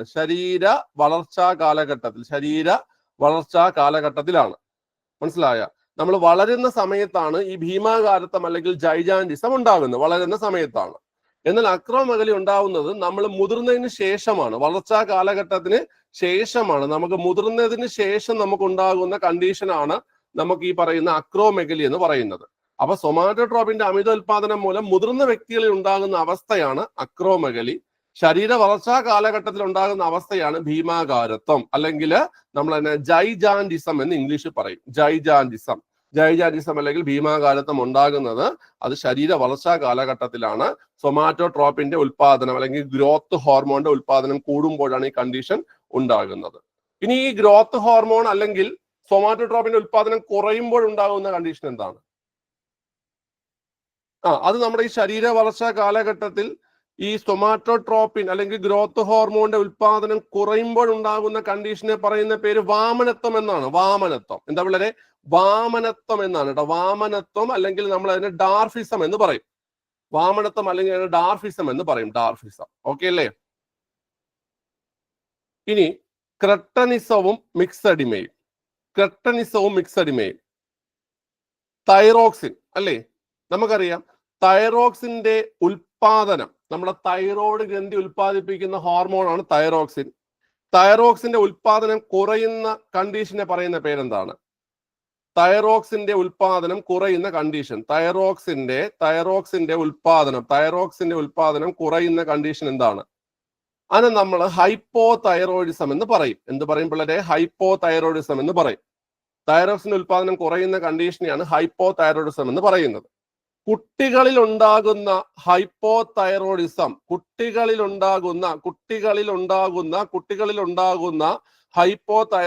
ഹൈപ്പോതൈറോയിഡിസം ആണ് ഏത്? ക്രെട്ടനിസം.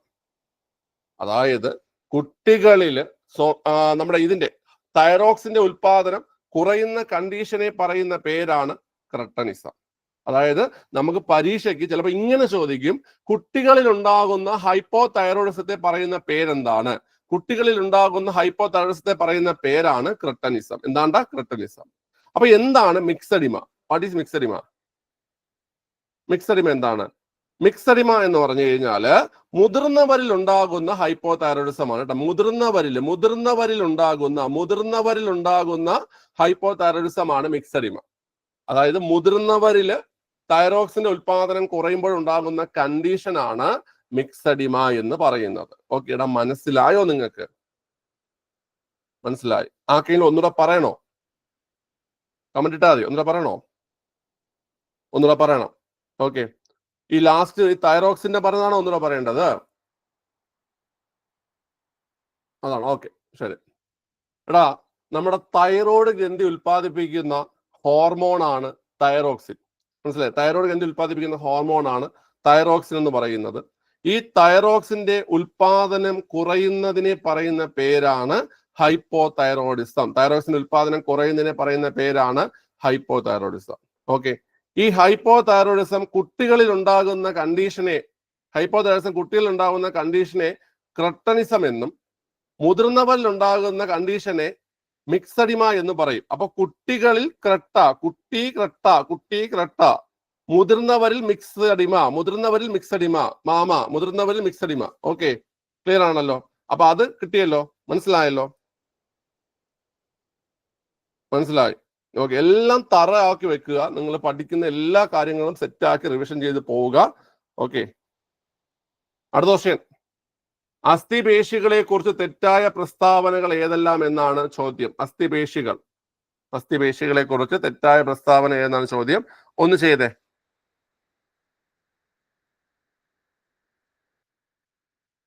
ഒന്നാമത്തെ സ്റ്റേറ്റ്മെന്റ്, അനൈച്ഛിക ചലനങ്ങൾ സാധ്യമാക്കുന്നു. ശരിയാണോ തെറ്റാണോ?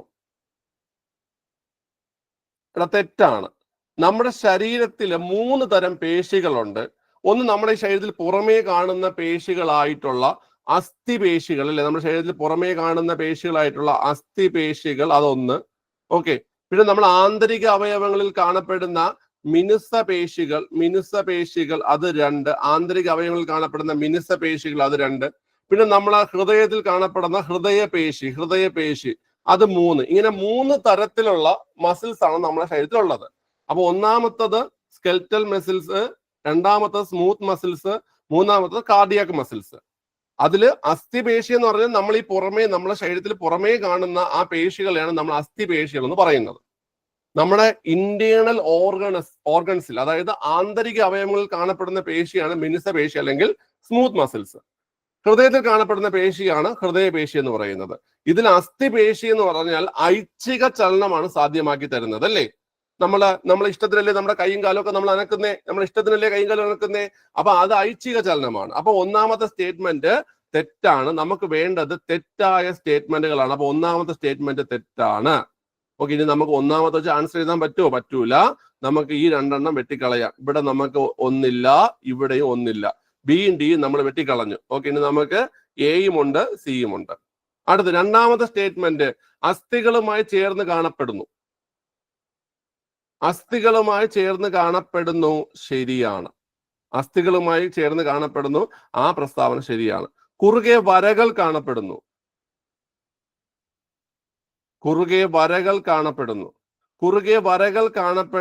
അതും ശരിയാണ്. കുറുകെ വരകൾ കാണപ്പെടുന്നു. നമ്മൾ രേഖാങ്കിത പേശി, രേഖശൂന്യ പേശി എന്നൊക്കെ പറഞ്ഞിട്ട് നമ്മൾ മസിൽസ് ഞാൻ തന്നെയാണ് എടുക്കുന്നത്. നിങ്ങൾക്ക് ഞാൻ അപ്പൊ പറഞ്ഞു തരും. ഓക്കെ, എന്താണ് രേഖാങ്കിത പേശി, എന്താണ് രേഖശൂന്യ പേശി എന്നൊക്കെ പറഞ്ഞ് നമ്മൾ പഠിക്കുക. അപ്പൊ കുറുകെ വരകൾ കാണപ്പെടുന്ന സ്റ്റേറ്റ്മെന്റ് ശരിയാണ്. രക്തക്കുഴലുകൾ കാണപ്പെടുന്നു, ശരിയോ തെറ്റോ? രക്തക്കുഴലുകൾ കാണപ്പെടുന്നു എന്നുള്ളത് തെറ്റാണ്. രക്തക്കുഴലുകൾ കാണപ്പെടുന്നില്ല. ഓക്കെ, അപ്പം 4ാമത്തത് തെറ്റാണ്. അപ്പൊ 1ഉം 4ഉം തെറ്റ്. ഓപ്ഷൻ എ ആണ് ആൻസർ. ഓക്കെ, ക്ലിയർ ആണേ? ശരി. അടുത്ത, വാക്സിനുകളുമായി ബന്ധപ്പെട്ട പ്രസ്താവനകളിൽ ശരിയല്ലാത്തത് ഏത്? ങ്ങൾ പ്രതിരോധിക്കാനായി ശരീരത്തിന് കൃത്രിമമായി കഴിവ് നേടിക്കൊടുക്കുന്ന വസ്തുക്കളാണ് വാക്സിനുകൾ. ശരിയാണോ തെറ്റാണോ? യെസ്, രോഗങ്ങളെ പ്രതിരോധിക്കാനായി ശരീരത്തിന് കൃത്രിമമായി കഴിവ് നേടിക്കൊടുക്കുന്ന വസ്തുക്കളാണ് എന്ത് പറയുന്നത്? വാക്സിനുകൾ എന്ന് പറയുന്നത്. അത് ശരിയാണ്, അല്ലേ? ആന്ത്രാക്സ്, റാബിസ്, കോളറ, പിള്ളേരെ പഠിച്ചോണേ. ആന്ത്രാക്സ്, റാബിസ്, കോളറ എന്നീ രോഗങ്ങൾക്കെതിരെയുള്ള വാക്സിൻ കണ്ടുപിടിച്ചത് ലൂയി പാസ്റ്റർ ആണ്. ശരിയോ തെറ്റോ? അതും ശരിയാണ്. ആന്ത്രാക്സ്, റാബിസ്, കോളറ എന്നീ രോഗങ്ങൾക്കുള്ള വാക്സിൻ കണ്ടുപിടിച്ചത് ലൂയിസ് പാസ്റ്റർ ആണ്. നമ്മൾ പഠിച്ചിട്ടുണ്ട്. ഇതിൽ ആദ്യം കണ്ടുപിടിച്ചത് ഏതെന്ന് കേട്ട് കഴിഞ്ഞാല് അത് റാബിസ് വാക്സിൻ ആണ്. നമുക്ക് ഇതിൽ ആദ്യം കണ്ടുപിടിച്ചത് ഏതെന്നും പറഞ്ഞ് PSC ഒരിക്കൽ ചോദിച്ചപ്പോൾ ആ ചോദ്യം ക്യാൻസൽ ചെയ്യുകയും പിന്നീട് ആ ചോദ്യം ചോദിച്ചപ്പോൾ റാബിസ് ആൻസർ എടുക്കുകയും ചെയ്തു. മനസ്സിലായ? ലൂയിസ് പാസ്റ്റർ ആദ്യം കണ്ടെത്തിയ വാക്സിൻ എന്നിട്ട് അത് റാബിസ് വാക്സിൻ ആണ്. ഓക്കെ, പക്ഷെ ആന്ത്രാക്സ് വാക്സിൻ കണ്ടെത്തിയതും കോളറ വാക്സിൻ കണ്ടെത്തിയതും ആര് തന്നെയാണ്? ലൂയിസ് പാസ്റ്റർ തന്നെയാണ്. ഓക്കെ, ക്ലിയർ ആണ്. ഇനി അടുത്ത, രോഗപ്രതിരോധ ശാസ്ത്രത്തിന്റെ, നമ്മൾ തന്നെ ഇമ്മ്യൂണോളജി എന്ന് പറയും, രോഗപ്രതിരോധ ശാസ്ത്രത്തിന്റെ പിതാവ് എന്ന് അറിയപ്പെടുന്നത് ലൂയി പാസ്റ്റർ ആണ്. ശരിയോ തെറ്റോ? പിള്ളേരെ, അത് തെറ്റാണ്. രോഗപ്രതിരോധ ശാസ്ത്രത്തിന്റെ പിതാവ് ലൂയിസ് പാസ്റ്റർ അല്ല. രോഗപ്രതിരോധ ശാസ്ത്രത്തിന്റെ പിതാവ് എഡ്വേർഡ് ജെന്നർ ആണ്. രോഗപ്രതിരോധ ശാസ്ത്രത്തിന്റെ പിതാവ് എന്നറിയപ്പെടുന്ന ഫാദർ ഓഫ് ഇമ്മ്യൂണോളജി അത് എഡ്വേർഡ് ജെന്നർ ആണ്. ഫാദർ ഓഫ് വാക്സിനേഷൻ അതും എഡ്വേർഡ് ജെന്നർ ആണ്. ഫാദർ ഓഫ് ഇമ്മ്യൂണോളജിയും ഫാദർ ഓഫ് വാക്സിനേഷനും രണ്ടും ആരാണ്ട? എഡ്വേർഡ് ജെന്നർ ആണ്. ഫാദർ ഓഫ് ഇമ്മ്യൂണോളജിയും ഫാദർ ഓഫ് വാക്സിനേഷനും. ഓക്കെ, ക്ലിയർ ആണല്ലോ. ഇനി Louis Pasteur father of microbiology ആണ്. Louis Pasteur. മറക്കരുത്, father of microbiology Louis Pasteur ആണ്. Father of immunology, father of vaccination Edward Jenner. Okay, അടുത്ത COVID-19-നെതിരെ ഇന്ത്യ തദ്ദേശീയമായി വികസിപ്പിച്ച ആദ്യ വാക്സിൻ ആണ് കോവാക്സിൻ. ശരിയാണ്, COVID-19-നെതിരെ നമ്മൾ ആദ്യമായി വികസിപ്പിച്ച വാക്സിൻ ആണ് ഏത് പിള്ളേരെ? ഈ പറയുന്ന കോവാക്സിൻ എന്ന് പറയുന്നത്. അപ്പൊ ആൻസർ ഓപ്ഷൻ സി ആണ് ആൻസർ ആയിട്ട് വരുന്നത്. ഓപ്ഷൻ സി ആണ് ആൻസർ കേട്ടോ. ഓപ്ഷൻ സി ആണ് ആൻസർ. ഓക്കെ, ഈ COVID-19 വാക്സിൻ ആയിട്ടുള്ള കോവാക്സിൻ നിർമ്മിച്ചത് നമ്മുടെ ഹൈദരാബാദുള്ള ഭാരത് ബയോടെക് ആണ് അല്ലെ? ഭാരത് ബയോടെക് ആണ് ഈ വാക്സിൻ നിർമ്മിച്ചത്. കോവാക്സിൻ നിർമ്മിച്ചത് ഹൈദരാബാദുള്ള ഭാരത് ബയോടെക് ആണ്. കോവാക്സിന്റെ കോഡ് നെയിം ഒക്കെ നമ്മൾ പഠിച്ചിട്ടുണ്ട്. കോവാക്സിന്റെ കോഡ് നെയിം ഓർത്തിരിക്കുക, BBV 152. Bharat biotech vaccine 152. കോവാക്സിന്റെ code name BBV 152. Bharat biotech vaccine 152. Okay, അടുത്ത ക്വസ്റ്റ്യൻ. ബാക്ടീരിയ രോഗങ്ങൾ തിരഞ്ഞെടുക്കുക. ബാക്ടീരിയ രോഗങ്ങളൊന്ന് തിരഞ്ഞെടുത്ത ഓപ്ഷൻ കണ്ടെത്തിയ പിള്ളേരെ. ബാക്ടീരിയ രോഗങ്ങളെ തിരഞ്ഞെടുത്തെന്ന് ആൻസർ കണ്ടെത്തിയേ. ബാക്ടീരിയ രോഗങ്ങൾ ആരെങ്കിലും ഒരാളൊന്ന് കമന്റ് ചെയ്താൽ നമുക്ക് ഉത്തരത്തിലേക്ക് പോവാം. ഓക്കെ, ഡി എന്നാണോ പറയുന്നത്? എ എന്നാണോ പറയുന്നത്? നമുക്ക് നോക്കാം ഇതിൽ ഏതൊക്കെയാണ് ബാക്ടീരിയ രോഗം. ക്ഷയം ബാക്ടീരിയ രോഗമാണോ? എല്ലാവരും എ. ഓക്കെ, ക്ഷയം ബാക്ടീരിയ രോഗമാണോടാ? ക്ഷയം ബാക്ടീരിയ രോഗമാണ്. ഓക്കെ, ക്ഷയം ബാക്ടീരിയ രോഗമാണ്. അപ്പൊ ഒന്നുണ്ട്. ഓക്കെ, അടുത്ത് കുഷ്ഠം ബാക്ടീരിയ രോഗമാണ്. കുഷ്ഠവും ബാക്ടീരിയ രോഗമാണ്. എലിപ്പനി ബാക്ടീരിയ രോഗമാണ്. അപ്പൊ 1, 3 ബാക്ടീരിയ രോഗമാണ്. അപ്പൊ 1, 2, 3 എന്നുള്ള ഒരു ഓപ്ഷനേ ഉള്ളൂ. 1, 2, 3 എന്നുള്ള ഒരു ഓപ്ഷനല്ലേ ഉള്ളൂ. ഓക്കെ, അപ്പൊ 1, 2, 3 എന്ന് പറയുമ്പോൾ ഓപ്ഷൻ എ ആണ് ആൻസർ കേട്ടോ. 1, 2, 3 ഓപ്ഷൻ എ ആണ് ആൻസർ. ചിക്കൻ ബോക്സ് വൈറസ് രോഗമാണ്. ബാക്ടീരിയ രോഗങ്ങളുടെ കോഡ് ഞാൻ ചാനലിൽ ഇട്ടിട്ടുണ്ട്. ബാക്ടീരിയ രോഗങ്ങളുടെ കോഡും വൈറസ് രോഗങ്ങൾ ലെഫ്റ്റ് ആയിരിക്കും. വൈറസ് രോഗങ്ങളുടെ കോഡൊക്കെ നമ്മുടെ ചാനലിൽ കിടപ്പുണ്ട്. അത് കണ്ടു പഠിച്ചാൽ മതി, പെട്ടെന്ന് മനസ്സിലാക്കാൻ പറ്റും. ഡെങ്കിപ്പനിയും എന്താണ്? ഡെങ്കിപ്പനിയും വൈറസ് രോഗമാണ്. മനസ്സിലായ? ചിക്കൻ ബോക്സ് വൈറസ് രോഗമാണ്, ഡെങ്കിപ്പനിയും വൈറസ് രോഗമാണ്. ബാക്കിയുള്ളതെല്ലാം എന്താണ്? ബാക്ടീരിയ രോഗങ്ങളാണ്. ഓക്കെ, ക്ലിയർ ആണ്. ശരി, അടുത്ത ലോക്ജോ ഡിസീസ്, കുതിരസന്നി എന്നീ പേരുകളിൽ അറിയപ്പെടുന്ന രോഗം ഏതാണ്? ലോക്ജോ ഡിസീസ്, കുതിരസന്നി എന്നീ പേരിൽ അറിയപ്പെടുന്ന രോഗം ടെറ്റനസ് ആണ് കേട്ടോ. ലോക്ജോ ഡിസീസ്, കുതിരസന്നി എന്നീ പേരിൽ അറിയപ്പെടുന്ന രോഗം ടെറ്റനസ് ആണ്. എന്തുകൊണ്ടാണ് ഇങ്ങനെ അറിയപ്പെടുന്നത് കേട്ട് കഴിഞ്ഞാൽ, ലോക്ജോ എന്നറിയപ്പെടാൻ കാരണം നമ്മുടെ നമ്മുടെ മസിൽസിനെ, പേശി വ്യവസ്ഥയെ ബാധിക്കുന്ന, നമ്മുടെ മസിൽ സിസ്റ്റത്തിനെ പേശി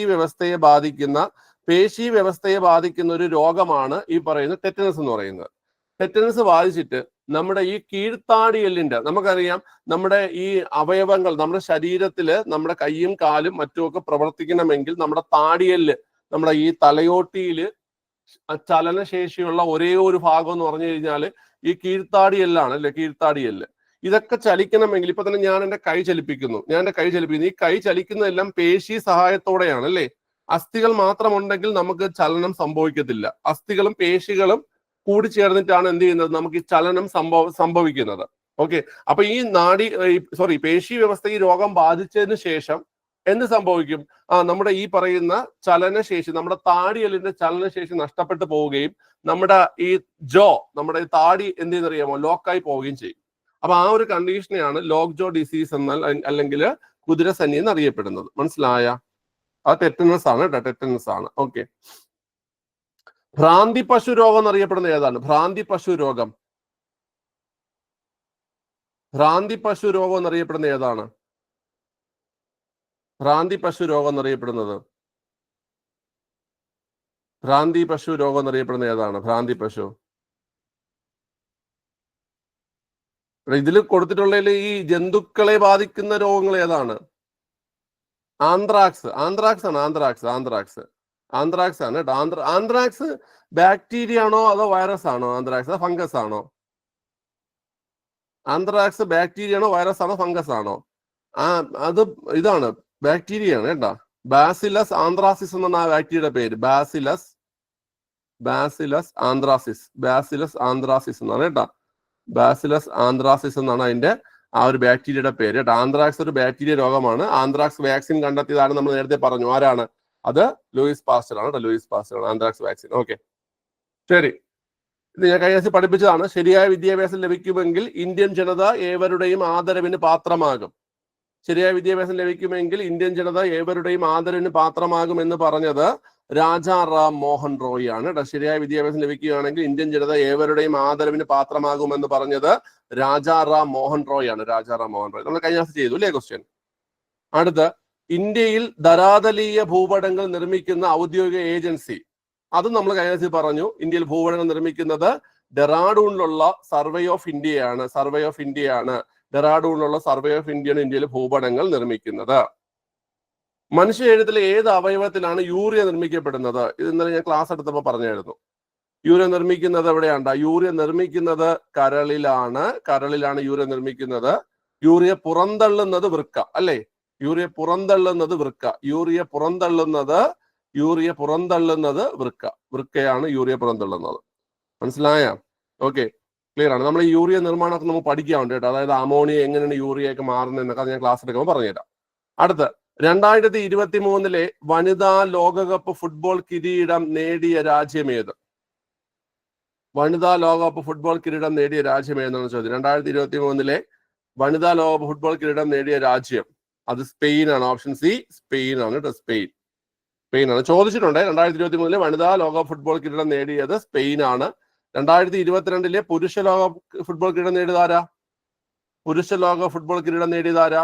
2022 പുരുഷ ലോകകപ്പ് 2022 ഖത്തറിൽ വെച്ച് നടന്ന പുരുഷ ലോകകപ്പ് കിരീടം നേടിയത് ആരാണ്ടാ പിള്ളേരെ? അത് അർജന്റീന. അർജന്റീനയാണ് പുരുഷ ലോകകപ്പ് കിരീടം നേടിയത്. വനിതാ ലോകകപ്പ് നേടിയത് അത് സ്പെയിൻ ആണ്. ധാതുക്കളുടെ കലവറ എന്ന് വിളിക്കുന്ന ഭൂപ്രകൃതി വിഭാഗം ഏത്? ധാതുക്കളുടെ കലവറ എന്ന് വിളിക്കുന്ന ഭൂപ്രകൃതി വിഭാഗം ഏത്? ധാതുക്കളുടെ കലവറ എന്നറിയപ്പെടുന്നത് ഉപദ്വീപീയ പീഠഭൂമിയാണ്. ഉപദ്വീപീയ പീഠഭൂമിയാണ് ധാതുക്കളുടെ കലവറ എന്നറിയപ്പെടുന്നത്. ധാന്യ കലവറ എന്നറിയപ്പെടുന്നത്, ധാന്യ കലവറ എന്നറിയപ്പെടുന്നത് ഉത്തര മഹാസമതലം. ധാന്യ കലവറ എന്നറിയപ്പെടുന്നത് ഉത്തര മഹാസമതലമാണ് ധാന്യ കലവറ. ധാതു കലവറ എന്നറിയപ്പെടുന്നത് ഉപദ്വീപീയ പീഠഭൂമിയാണ് ധാതുക്കളുടെ കലവറ എന്ന് അറിയപ്പെടുന്നത്. അടുത്ത, ഇന്ത്യയെയും പാകിസ്ഥാനെയും വേർതിരിക്കുന്ന അതിർത്തി രേഖ. നമ്മൾ ഇന്നലെ ഞാൻ പഠിക്കുന്ന ടോപ്പിക്കിൽ ഉണ്ടായിരുന്നു. ഇന്ത്യയും പാകിസ്ഥാനെയും വേർതിരിക്കുന്ന അതിർത്തി രേഖ ഏതാണ് പിള്ളേരെ? അത് ഏതാണ്? റാഡ്ക്ലിഫ് രേഖയാണ് അല്ലേ? റാഡ്ക്ലിഫ് രേഖയാണ്. ഇന്ത്യയും പാകിസ്ഥാനെയും വേർതിരിക്കുന്ന രേഖ ഏതാണ് പിള്ളേരെ? അത് ഓപ്ഷൻ സി, റാഡ്ക്ലിഫ് രേഖയാണ്. ഈ റാഡ്ക്ലിഫ് രേഖ എന്ന് പറഞ്ഞാൽ ഏതെങ്കിലും ഒരാളിന്റെ പേരാണോ അതല്ലാതൊരു പേരാണോ ഇത്? അദ്ദേഹത്തിന്റെ മുഴുവൻ പേരെന്താണെന്നറിയാവോ? ഇന്ത്യ പാകിസ്ഥാൻ അതിർത്തി രേഖ നിർണയിച്ച വ്യക്തിയുടെ പേര് സിറിൽ റാഡ്ക്ലിഫ് എന്നാണ് കേട്ടോ. സിറിൽ റാഡ്ക്ലിഫ് എന്നാണ് അദ്ദേഹത്തിന്റെ പേര്. സിറിൽ റാഡ്ക്ലിഫ് എന്നാണ് കേട്ടോ. സിറിൽ റാഡ്ക്ലിഫ് എന്നാണ് അദ്ദേഹത്തിന്റെ പേര്. അദ്ദേഹത്തെ നിയമിച്ചതാരാ? സിറിൽ റാഡ്ക്ലിഫിനെ ഇതിനുവേണ്ടി നിയമിച്ചതാരാ? ഇന്ത്യ പാകിസ്ഥാൻ അതിർത്തി രേഖ നിർണയിക്കുന്നതിന് വേണ്ടി സിറിൽ റാഡ്ക്ലിഫിനെ നിയമിച്ചത് ഇന്ത്യയിലെ അവസാനത്തെ വൈസ്രോയി ആയിരുന്ന മൗണ്ട് ബാറ്റൻ ആണ്. ഇന്ത്യയിലെ അവസാനത്തെ വൈസ്രോയായ മൗണ്ട് ബാറ്റനാണ് ഈ സിറിൽ റാഡ്ക്ലിഫിനെ നിയമിച്ചത്. ഇന്ത്യക്ക് സ്വാതന്ത്ര്യം കിട്ടുന്നതിന് മുമ്പ് തന്നെയാണ് ഈ സിറിൽ റാഡ്ക്ലിഫിനെ നിയമിച്ച് ഇന്ത്യക്കും പാകിസ്ഥാനും എതിരെയുള്ള അതിർത്തി രേഖയായിട്ടുള്ള റാഡ്ക്ലിഫ് രേഖ നിർമ്മിച്ചത്. ഓക്കെ, ക്ലിയർ ആണല്ലോ. ഇനി അടുത്ത, മക്മോഹൻ രേഖ ഏതൊക്കെ രാജ്യങ്ങൾ തമ്മിലാണ് മക്മോഹൻ രേഖ? ആ മക്മോഹൻ രേഖ വരുന്നത് ഇന്ത്യ ചൈന. ഇന്ത്യയുടെയും ചൈനയുടെയും ഇടയിലുള്ളതാണ് മക്മോഹൻ രേഖ. മക്മോഹൻ രേഖ ഇന്ത്യ ചൈന. ഡൂറന്റ് രേഖ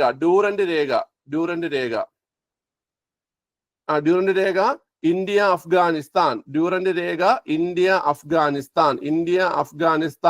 ഇന്ത്യ അഫ്ഗാനിസ്ഥാൻ വേർതിരിക്കുന്നതാണ് ഡ്യൂറന്റ് രേഖ. പഠിക്കുക, ഇമ്പോർട്ടന്റ് ആണ്. അടുത്ത ക്വസ്റ്റ്യൻ, പെരിങ്ങൽകുത്ത് ജലവൈദ്യുത പദ്ധതി ഏത് നദിയിലാണ്? ഇതൊക്കെ PSC സ്ഥിരമായി ചോദിക്കുന്നതാണ്, നമ്മൾ ഒരുപാട് വർക്കൗട്ട് ചെയ്തിട്ടുള്ളതാണ്. പെരിങ്ങൽകുത്ത് ചാലക്കുടി പുഴ അല്ലെ? പെരിങ്ങൽകുത്ത് ജലവൈദ്യുത പദ്ധതി ഏത് നദിയിലാണ് പിള്ളേരെ? പെരിങ്ങൽകുത്ത് ചാലക്കുടി പുഴയിലാണ്. ഓപ്ഷൻ ഡി, ചാലക്കുടി പുഴയിലാണ് പെരിങ്ങൽകുത്ത്. ഓക്കെ. വിരിപ്പ്, മുണ്ടകൻ, പുഞ്ച എന്നിവ കേരളത്തിലെ ഏത് കാർഷിക വിളയുമായി ബന്ധപ്പെട്ടിരിക്കുന്നു? വിരിപ്പ്, മുണ്ടകൻ, പുഞ്ച എന്നിവ ഓപ്ഷൻ ഡി നെല്ലുമായി ബന്ധപ്പെട്ടിരിക്കുന്നു. കേരളത്തിലെ നെൽകൃഷികളാണ് വിരിപ്പ്, മുണ്ടകൻ, പുഞ്ച എന്നിവ. ഇതിൽ ഏറ്റവും കൂടുതലുള്ളത് ഏതാണ്? വിരിപ്പാണോ, മുണ്ടകനാണോ, പുഞ്ചയാണോ? ഏറ്റവും കൂടുതലുള്ളത് കേരളത്തിൽ ഏറ്റവും കൂടുതലുള്ള നെൽകൃഷി മുണ്ടകനാണ്. ഏറ്റവും കൂടുതലുള്ള നെൽകൃഷി ഏതാണ് പിള്ളേരെ? മുണ്ടകനാണ്. കേരളത്തിൽ ഏറ്റവും കൂടുതലുള്ള നെൽകൃഷി ഏതാണ് പിള്ളേരെ? മുണ്ടകനാണ്. മുണ്ടകൻ കൃഷി കൂടുതലായി കാണപ്പെടുന്നത് ഏത് ജില്ലയിലാണ്? പാലക്കാടാണോ? പാലക്കാടാണ്. പാലക്കാട്. നമുക്ക് നെൽകൃഷിയൊക്കെ പഠിക്കാണ്ട്, നമ്മൾ പഠിക്കാം. ആ കാർഷിക വിളവിറക്ക് കാലവും എടുപ്പ് കാലവും ഒക്കെ പഠിക്കാണ്ട്. ഓക്കെ. നിപ്പ രോഗം സംബന്ധിച്ച് പ്രസ്താവനകൾ ശരിയായത് കണ്ടെത്തുക. ഒന്ന് കണ്ടെത്തിയേ. നിപ്പ രോഗം സംബന്ധിച്ച പ്രസ്താവനകൾ ശരിയായത്.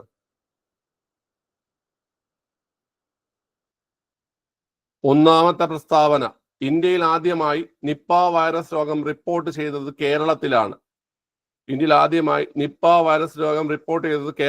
ശരിയോ തെറ്റോ?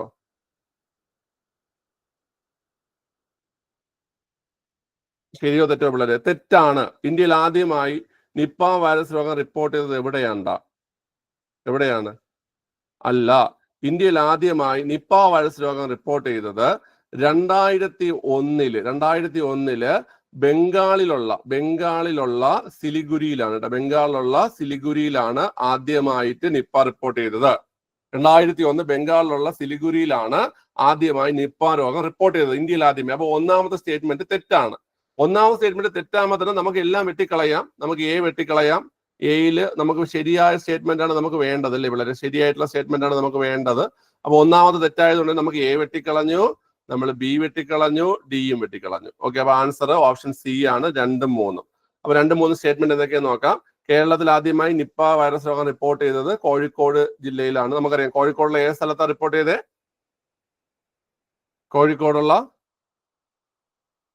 കോഴിക്കോടുള്ള ഏത് സ്ഥലത്താ? പേരാമ്പ്ര അല്ലേ? പേരാമ്പ്രയിൽ റിപ്പോർട്ട് ചെയ്തത്, പേരാമ്പ്ര. ഓക്കെ. 1998 മലേഷ്യയിലാണ് ലോകത്ത് ആദ്യമായി നിപ്പ രോഗം റിപ്പോർട്ട് ചെയ്തത്. ഈ 2 സ്റ്റേറ്റ്മെന്റും ശരിയാണ്. മലേഷ്യയിലുള്ള ഒരു ഗ്രാമത്തിന്റെ പേരാണ് നിപ്പ എന്ന് പറയുന്നത്. മലേഷ്യയിലുള്ള ഒരു ഗ്രാമത്തിന്റെ പേരാണ് പിള്ളേരെ നിപ്പ. കേട്ടോ, മലേഷ്യയിലുള്ള ഒരു ഗ്രാമത്തിന്റെ പേരാണ് നിപ്പ. ആ ഗ്രാമത്തെ റിപ്പോർട്ട് ചെയ്തുകൊണ്ടാണ് ഈ രോഗത്തിന് അങ്ങനെ ഒരു പേര് കൊടുത്തിരിക്കുന്നത്. ഓക്കെ, കൊള്ളാം. അടുത്ത്, നൂതന സാങ്കേതിക വിദ്യയുടെ സഹായത്തോടെ കുഷ്ഠരോഗ നിർമ്മാർജ്ജനത്തിനായി കേരള ആരോഗ്യ വകുപ്പ് നടപ്പിലാക്കുന്ന പദ്ധതി ഏതാണ്? ഇത് നമ്മൾ മുമ്പ് പഠിച്ചിട്ടുണ്ട് പിള്ളേരെ. എൽസയാണ് കേട്ടോ. നൂതന സാങ്കേതിക വിദ്യയുടെ സഹായത്തോടെ കുഷ്ഠരോഗ നിർമ്മാർജ്ജനത്തിനായി കേരള ആരോഗ്യ വകുപ്പ് നടപ്പിലാക്കുന്ന പദ്ധതിയാണ് എൽസ പദ്ധതി. എൽസയുടെ പൂർണ്ണരൂപം പറയാൻ പറ്റുമോ നിങ്ങൾക്ക്? എൽസയുടെ പൂർണ്ണരൂപം ഇ എന്ന് പറഞ്ഞാൽ എറാഡിക്കേഷൻ, ഓഫ് ലെപ്രസി. എൽ എന്ന് പറഞ്ഞാൽ leprosy. Eradication of leprosy through self reporting and awareness. Eradication of leprosy through self reporting and awareness. Eradication of leprosy through self reporting and awareness എന്നാണ് ഈ എൽസയുടെ പൂർണ്ണരൂപം. Eradication of leprosy through self reporting and awareness എന്നാണ് എൽസയുടെ പൂർണ്ണരൂപം. Okay, clear ആണല്ലോ. കുഷ്ഠരോഗത്തിന് വേണ്ടി വേറെയും പദ്ധതിയുണ്ട്. കുഷ്ഠരോഗത്തിന് വേണ്ടി വേറൊരു പദ്ധതി ഉള്ളതെന്ന് പറഞ്ഞാൽ ഏതെന്നറിയാവോ? കുഷ്ഠരോഗം അശ്വമേധം പദ്ധതി. ആ അശ്വമേധം പദ്ധതിയുടെ ഭാഗമായിട്ടുള്ളതാണ് ഈ പറയുന്ന ഏതെന്ന് പറയുന്നത്? എൽസ എന്ന് പറയുന്നത്. മനസ്സിലായോ? നമ്മുടെ കേരളത്തെ കുഷ്ഠരോഗത്തിൽ നിന്ന് രക്ഷിക്കാനുള്ള പദ്ധതിയാണ് അശ്വമേധം പദ്ധതി.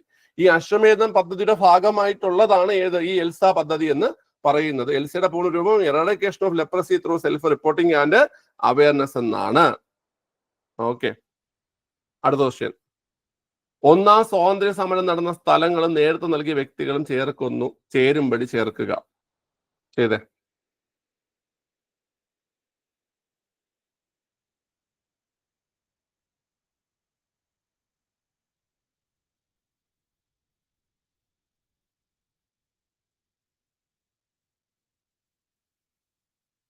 ചെയ്തോ പിള്ളേരെ?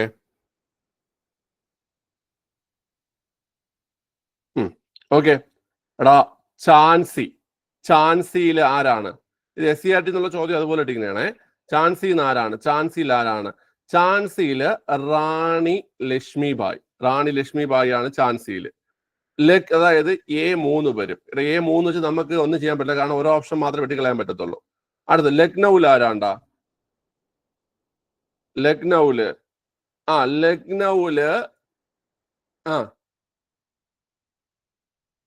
ലക്നൌവില് ബീഗം ഹസ്രത്ത് മഹലാണ്. അത് നമുക്കിവിടെ താഴെയുണ്ട് ബീഗം ഹസ്രത്ത് മഹൽ. അതായത് ബി എന്ന് പറഞ്ഞാൽ 5 കേട്ടാ. ബീഗം ഹസ്രത്ത് മഹൽ ബി എന്ന് പറഞ്ഞു കഴിഞ്ഞാല് 5 വരും. ഓക്കെ, അപ്പൊ B5 വരുന്ന 2 ഓപ്ഷൻ ഉണ്ട്. അപ്പൊ മറ്റേ നമുക്ക് വെട്ടിക്കളയാം, ഡി വെട്ടിക്കളയാം.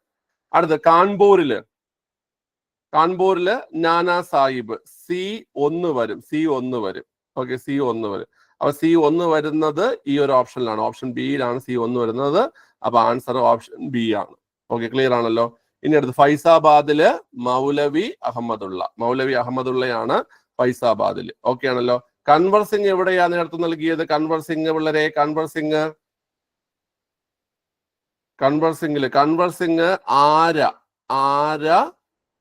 ആരയിലും ജഗദീഷ്പൂരിലുമാണ് അല്ലേ? ആരയിലും ജഗദീഷ്പൂരിലും, അതായത് ബീഹാറിലാണ് ഈ പറയുന്ന കൻവർ സിംഗ്. ജഗദീഷ്പൂർ, അതായത് ബീഹാറിലാണ് ഇദ്ദേഹം നേതൃത്വം നൽകിയത്. ഝാൻസിയില് റാണി ലക്ഷ്മിബായി ആണ്. ലക്നൌവില് ബീഗം ഹസ്രത്ത് മഹലാണ്. ഓക്കെ, കാൺപൂരില് നാനാ സാഹിബും ഫൈസാബാദില് മൗലവി മുഹമ്മദുള്ളയുമാണ്. ഓക്കെ, അടുത്ത് കരിമ്പ് കൃഷി, പരുത്തി കൃഷി എന്നിവയ്ക്ക് അനുയോജ്യമായ കറുത്ത പരുത്തി മണ്ണ് ഉണ്ടാകുന്നത് ഏത് പാറ പൊടിഞ്ഞാണ്? കറുത്ത പരുത്തി മണ്ണ് ഉണ്ടാകാൻ കാരണമായത് ഏത് പാറ പൊടിഞ്ഞ് എന്നാണ് പിള്ളേരെ ചോദ്യം. കറുത്ത മണ്ണ് ഉണ്ടാകാൻ കാരണം ഏത് പാറ പൊടിഞ്ഞിട്ടാണ്ടാ? അത് ബസാൾട്ട് ശിലകൾ. ബസാൾട്ട് എന്ന് പറയുമ്പോൾ അത് ഏത് തരം ശിലയാണ്ടാ? ആഗ്നേയ ശിലയാണോ അവസാദ ശിലയാണോ? ബസാൾട്ട് എന്ന് പറയുമ്പോൾ ആഗ്നേയ ശിലയാണ് അല്ലേ? ആഗ്നേയ ശിലയാണ് ബസാൾട്ട്. ഓക്കെ, ക്ലിയർ ആണ്. അടുത്ത ചോദ്യം, വൈറൽ ടെസ്റ്റ് ഏത് രോഗകാരിയെ തിരിച്ചറിയാനാണ്? വൈറൽ ടെസ്റ്റ്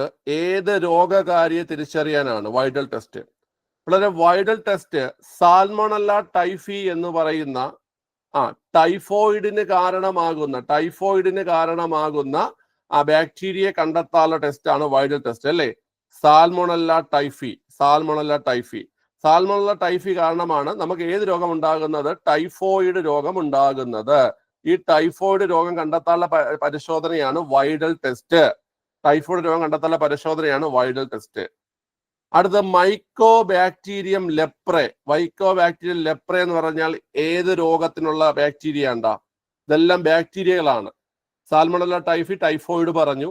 മൈക്കോ ബാക്ടീരിയം ലെപ്രെ എന്ന് പറഞ്ഞാൽ ലെപ്രസി അല്ലെങ്കിൽ കുഷ്ഠരോഗത്തിന് കാരണമാകുന്ന ബാക്ടീരിയയാണ് മൈക്കോ bacterium leprae.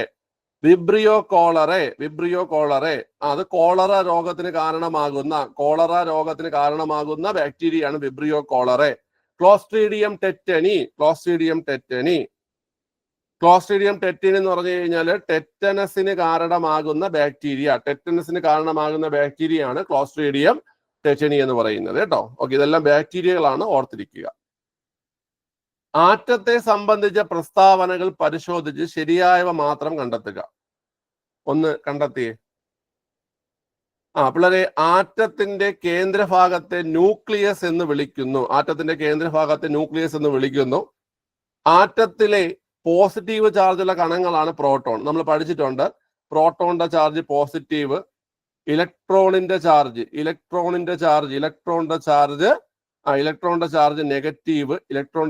Negative, proton positive, electron negative, neutron neutral അല്ലേ? ന്യൂട്രോൺ എന്താ പിള്ളേര്? ന്യൂട്രോൺ ന്യൂട്രൽ ആണ്, അതായത് ചാർജ് ഇല്ല. ന്യൂട്രോൺ ചാർജ് ഇല്ല. Okay, neutron neutral, proton positive, electron negative. അത് ഓർത്ത് വെച്ചോണം, ഇലക്ട്രോൺ നെഗറ്റീവ് ആണ്. ഇലക്ട്രോണുകളെ കണ്ടെത്തിയത് റൂദർഫോർഡ്, ശരിയാണോ? ഇലക്ട്രോൺ കണ്ടെത്തിയ റൂദർഫോർഡ് അല്ല, ജെ തോംസൺ ആണ്. നമുക്കപ്പോൾ ശരിയായവ ഏതൊക്കെയാണ്? 1ഉം 2ഉം, ഓപ്ഷൻ ഡി 1ഉം 2ഉം മാത്രമാണ് ശരിയായവ. 1, 2 മാത്രമാണ് ശരിയായവ കേട്ടോ. നമുക്കൊരു കോഡുണ്ട്, ആ കോഡ് ഇങ്ങനെയാണ്: pen R T C. Pen R T C എന്ന് വെച്ച് കഴിഞ്ഞാൽ പി എന്ന് പറഞ്ഞു കഴിഞ്ഞാൽ പ്രോട്ടോൺ കണ്ടെത്തിയത് റൂദർഫോർഡ്. പെൻ ആർ ടി സിയിൽ പി എന്ന് പറഞ്ഞാൽ പ്രോട്ടോൺ, റൂദർഫോർഡ്. ഇ എന്ന് പറഞ്ഞാൽ ഇലക്ട്രോൺ കണ്ടെത്തിയത് ജെ തോംസൺ. എൻ എന്ന് പറഞ്ഞാൽ ന്യൂട്രോൺ കണ്ടെത്തിയത് ജെയിംസ് ചാഡ്വിക്ക്. ഓക്കെ, ലെഫ്റ്റ് ആയിക്കോ. പ്രോട്ടോൺ ഇപ്പൊ കഴിയും കേട്ടാ. പ്രോട്ടോൺ റൂദർഫോർഡ്, ഇലക്ട്രോൺ ആരാണ്? ഇലക്ട്രോൺ ജെ തോംസൺ ആണ്, ന്യൂട്രോൺ ജെയിംസ് ചാഡ്വിക്ക് ആണ് കേട്ടോ, ജെയിംസ് ചാഡ്വിക്ക്. ഓക്കെ, ക്ലിയർ ആണല്ലോ. ഇതൊക്കെ ഓർത്തോണ്ട്, ഇതൊക്കെ നമ്മൾ റിവിഷൻ ചെയ്ത് പോകുമ്പോഴത്തോറും നിങ്ങൾക്ക് കിട്ടിക്കൊണ്ടിരിക്കും വീണ്ടും. റിവിഷൻ ആണ് ഏറ്റവും ഇമ്പോർട്ടന്റ് ആയിട്ടുള്ളത്. ആ റിവിഷന് വേണ്ടിയിട്ടാണ് നമ്മൾ ഈ ക്വസ്റ്റ്യൻ വർക്ക്ഔട്ട് യൂസ് ചെയ്തിട്ടുണ്ടെങ്കിൽ നമുക്ക് എല്ലാ ടോപ്പിക്കും നമുക്ക് ഇതുപോലെ റിവിഷൻ ചെയ്ത് പോകാൻ കഴിയും കേട്ടോ. നല്ല ഇമ്പ്രൂവ്മെന്റ് ഉണ്ടാവും. ഓക്കെ, അടുത്ത ഇന്ത്യൻ ഭരണഘടനയുടെ ഹൃദയവും ആത്മാവും എന്ന് ഡോക്ടർ BR അംബേദ്കർ വിശേഷിപ്പിച്ചത് എന്തിനെയാണ്? ഇന്ത്യൻ ഭരണഘടനയുടെ ഹൃദയവും ആത്മാവും എന്ന് ഡോക്ടർ BR അംബേദ്കർ വിശേഷിപ്പിച്ചത് എന്തിനാണ്ടാ? ഭരണഘടനാ പരിഹാരത്തിനുള്ള അവകാശത്തെയാണ്, അല്ലെ? ഭരണഘടനാ പരിഹാരത്തിനുള്ള അവകാശത്തെയാണ് ഡോക്ടർ BR അംബേദ്കർ ഇന്ത്യൻ ഭരണഘടനയുടെ ഹൃദയവും ആത്മാവും എന്ന് വിശേഷിപ്പിച്ചത്. അതായത് ആർട്ടിക്കിൾ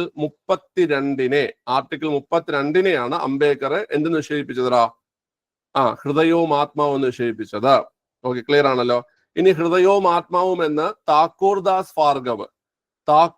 ഭാർഗവ് വിശേഷിപ്പിച്ചത്, ഹൃദയവും ആത്മാവും എന്ന് താക്കൂർദാസ് ഭാർഗവ് വിശേഷിപ്പിച്ചത് ആമുഖത്തെയാണ് ഹൃദയവും ആത്മാവും എന്ന് താക്കൂർദാസ് ഭാർഗവ് വിശേഷിപ്പിച്ചത്.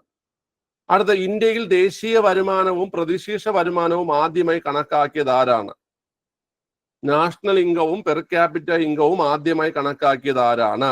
ഇന്ത്യയിൽ ദേശീയ വരുമാനവും പ്രതിശീർഷ വരുമാനവും അതുപോലെ തന്നെ ദാരിദ്ര്യരേഖാ നിർണയവും ആദ്യമായി നടത്തിയത് ദാദാഭായ് നവറോജിയാണ് കേട്ടോ. ഇന്ത്യയിൽ ആദ്യത്തെ എക്കണോമിസ്റ്റ് എന്നറിയപ്പെടുന്ന, ഇന്ത്യയിൽ ആദ്യത്തെ സാമ്പത്തിക ശാസ്ത്രജ്ഞൻ എന്നറിയപ്പെടുന്ന ദാദാഭായ് നവറോജിയാണ് ഇത് ആദ്യമായിട്ട് ചെയ്തത്. അതായത് ദേശീയ വരുമാനം ആദ്യമായി കണക്കാക്കി, അതായത് നാഷണൽ ഇൻകം ആദ്യമായി കണക്കാക്കി, പെർ ക്യാപിറ്റ ഇൻകം പ്രതിശീർഷ വരുമാനം ആദ്യമായി കണക്കാക്കി, അതുപോലെ തന്നെ നമ്മുടെ ഈ പറഞ്ഞ പോവർട്ടി ലൈൻ ദാരിദ്ര്യരേഖ നിർണയവും നടത്തിയ വ്യക്തിയാണ് ആര്? ദാദാഭായ് നവറോജി. ഓക്കെ, വിവരാവകാശ നിയമം പാസാക്കിയ ആദ്യ ഇന്ത്യൻ സംസ്ഥാനം? വിവരാവകാശ നിയമം പാസാക്കിയ നമുക്ക് വിവരാവകാശ നിയമം എന്ന് ചോദിക്കുകയാണെങ്കിൽ നമുക്കത് ഈസിയാണ് പിള്ളേരെ. തമിഴ്നാടാണ് വിവരാവകാശ നിയമം പാസാക്കിയ ആദ്യ സംസ്ഥാനം. നമുക്കറിയാം 1997 ആദ്യമായിട്ട് വിവരാവകാശ നിയമം പാസാക്കിയത് തമിഴ്നാടാണ്. എന്നാൽ നമുക്ക് ഇവിടെ ഇങ്ങനെ ചോദ്യം മാറിയിട്ട് 2005 വിവരാവകാശ നിയമം ചോദിച്ചാലോ?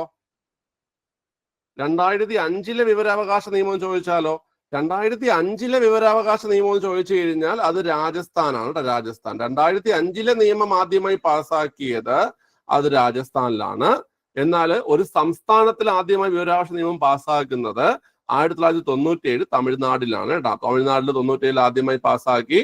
ആ വർഷം തന്നെ രണ്ടാമതായിട്ട് ഗോവയിലും പാസ്സാക്കി, അല്ലെ? ഗോവയിലും പാസ്സാക്കി. തമിഴ്നാട്, ഗോവയാണ് ആദ്യത്തെ സംസ്ഥാനങ്ങൾ. ഓക്കെ, അടുത്ത ഭ്രംശ താഴ്വരയിലൂടെ, ഭ്രംശ താഴ്വര എന്ന് വെച്ചാൽ ഡ്രിഫ്റ്റ് വാലി, ഭ്രംശ താഴ്വരയിലൂടെ പടിഞ്ഞാറോട്ട് ഒഴുകുന്ന ഇന്ത്യയിലെ നദി ഏതാണ്? ഭ്രംശ താഴ്വരയിലൂടെ പടിഞ്ഞാറോട്ട് ഒഴുകുന്ന ഇന്ത്യയിലെ നദി നർമ്മദയാണ്. Option A നർമ്മദയാണ്. ഭ്രംശ താഴ്വര അല്ലെങ്കിൽ ഡ്രിഫ്റ്റ് വാലിയിലൂടെ പടിഞ്ഞാറോട്ട് ഒഴുകുന്ന ഇന്ത്യൻ നദി നർമ്മദയാണ് കേട്ടോ, നർമ്മദ. ഓക്കെ, ലാസ്റ്റ് 2 ചോദ്യങ്ങൾ. തന്നിരിക്കുന്നവയിൽ കിഴക്കോട്ട് ഒഴുകുന്ന കേരളത്തിലെ നദികൾ ഏതെല്ലാം? ഒന്ന് കണ്ടുപിടിച്ചേ, വലിയ പാടൊന്നുമില്ല. കിഴക്കോട്ട് ഒഴുകുന്ന കേരളത്തിലെ നദികൾ.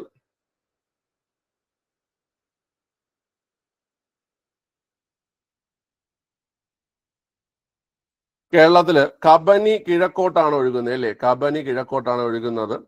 അപ്പൊ അത് ഒരെണ്ണം ഉണ്ട്. പമ്പ കിഴക്കോട്ടല്ല ഒഴുകുന്നത്, പമ്പ പടിഞ്ഞാറോട്ടാണ്. ചാലിയാറും പടിഞ്ഞാറോട്ടാണ് ഒഴുകുന്നത്. പാമ്പാറ് കിഴക്കോട്ട്, ഭവാനിയും കിഴക്കോട്ട്. അതായത് 1, 4, 5 ആണ്. കബനി, പാമ്പാറ്, ഭവാനി. കബനി, പാമ്പാറ്, ഭവാനി. 1, 4, 5 ഓപ്ഷൻ സി ആണ് ആൻസർ. 1, 4, 5 1, 4, 5 ഓപ്ഷൻ സി ആണ് ആൻസർ. ഓക്കെ, ലാസ്റ്റ് ചോദ്യം. പ്രസ്താവനകളിൽ തെറ്റായത് കണ്ടെത്തുക. തെറ്റായത് കണ്ടെത്തുക. ഏറ്റവും കൂടുതൽ കടൽത്തീരമുള്ള കേരളത്തിലെ ജില്ല കണ്ണൂർ. ശരിയാണ്. ഏറ്റവും കൂടുതൽ കടൽത്തീരമുള്ള കേരളത്തിലെ ജില്ല കണ്ണൂരാണ്. ഏറ്റവും കുറവ് കടൽത്തീരമുള്ള കേരളത്തിലെ ജില്ല കാസർഗോഡ്. അത് തെറ്റാണ്. ഏറ്റവും കുറവുള്ളത് എവിടെയാണ്ടാ? അത് കൊല്ലം ജില്ലയിലാണ്. ഏറ്റവും കുറവ് കടൽത്തീരമുള്ളത് കൊല്ലം ജില്ലയിലാണ്. ഇവിടെ കൊല്ലം ജില്ലയിലാണ്. ഏറ്റവും കൂടുതൽ വനപ്രദേശമുള്ള കേരളത്തിലെ ജില്ല ഇടുക്കി. ശരിയാണ്. ഏറ്റവും കൂടുതൽ വനപ്രദേശം ഇടുക്കി ജില്ലയിലാണ്. ശതമാന അടിസ്ഥാനത്തിൽ വനം കൂടുതലുള്ള കേരളത്തിലെ ജില്ല അത് വയനാട്. അതും ശരിയാണ്. അപ്പൊ ഇവിടെ തെറ്റായിട്ടുള്ളത് option B. Answer option B ആണ്. ഓക്കെ അല്ലേ? ശരി. അപ്പൊ നമ്മള് 40 ചോദ്യങ്ങൾ കംപ്ലീറ്റ് ചെയ്തു. ഇവിടെ നല്ല റിവിഷൻ നിങ്ങൾക്ക് ഉപയോഗപ്പെടും. നമ്മളിപ്പോ എടുക്കുന്നത് എളുപ്പമുള്ള ചോദ്യങ്ങളാണ് എടുക്കുന്നത്. നമ്മൾ മുന്നോട്ട് പോകുമ്പോൾ പാടുള്ള ചോദ്യങ്ങൾ നമ്മൾ നന്നായിട്ട് ചെയ്യും. ഓക്കെ, ക്ലിയർ ആണല്ലോ? റിവിഷനായിട്ട് യൂസ് ചെയ്യുക കേട്ടാ. കുറച്ച് പേരൊക്കെ 2 ദിവസം റിവിഷൻ ചെയ്തവരെ ചോദിച്ചു, സാർ റിവിഷൻ ഇല്ലേ എന്നൊക്കെ ചോദിച്ചു. എനിക്ക് സന്തോഷമാണ് തോന്നി. ഞാൻ അപ്പോൾ അവിടെ പറഞ്ഞു തിരക്കായത് കൊണ്ടാണ് റിവിഷൻ ഇടാത്തത്, ഇടുമെന്ന് പറഞ്ഞു. നമുക്കിപ്പോൾ ഇന്നൊരു റിവിഷൻ എടുത്തു. നാളെ ഞായറാഴ്ച നമുക്ക് എപ്പോഴെങ്കിലും 1 മണിക്കൂർ എഴുന്നിട്ട് ഇതുപോലെ നമുക്കൊരു 40 ദിവസം റിവിഷൻ ചെയ്യാം. ഓക്കെ, ക്ലിയർ ആണല്ലോ? മാർക്ക് ഞാൻ പറയുന്ന രീതിയിൽ കമന്റ് ചെയ്യണേ. ഓക്കെ, 35+ ഉള്ളവർ ആദ്യം കമന്റ് ചെയ്യും. 35+. 40 ഉണ്ട്. 40 വരാൻ ചാൻസ് ഉണ്ട്.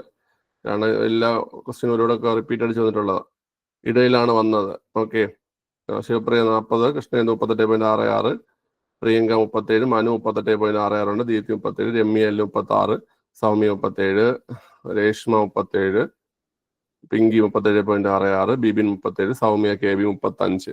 ഓക്കെ, അടുത്ത 30+ ഉള്ളവർ കമന്റ് ചെയ്തേ. 30+. 30 മുകളിലോട്ടുള്ളവരും നോക്കിക്കോളാം പേരുകൾ. ഓക്കെ, ഇനി എല്ലാവരും ഒന്ന് മാർക്ക് കമന്റ് ചെയ്ത് ലെഫ്റ്റ് ആയിക്കോ. എല്ലാവരും ഒന്ന് മാർക്ക് കമന്റ് ചെയ്ത് ലെഫ്റ്റ് ആയിക്കോ. എല്ലാവരും മാർക്ക് കമന്റ് ചെയ്തോ. റേഞ്ച് ഒന്നും നോക്കണ്ട. എല്ലാവരും മാർക്ക് കമന്റ് ലെഫ്റ്റ് ആയിക്കോ. ഞാൻ നോക്കിക്കോളൂ എല്ലാവരും മാർക്ക്. ഓക്കെ, എല്ലാവരും മാർക്ക് കമന്റ് ചെയ്യണേ. കമന്റ് ചെയ്തോ എല്ലാവരും. കമന്റ് ചെയ്ത് ലെഫ്റ്റ് ആയിക്കോ.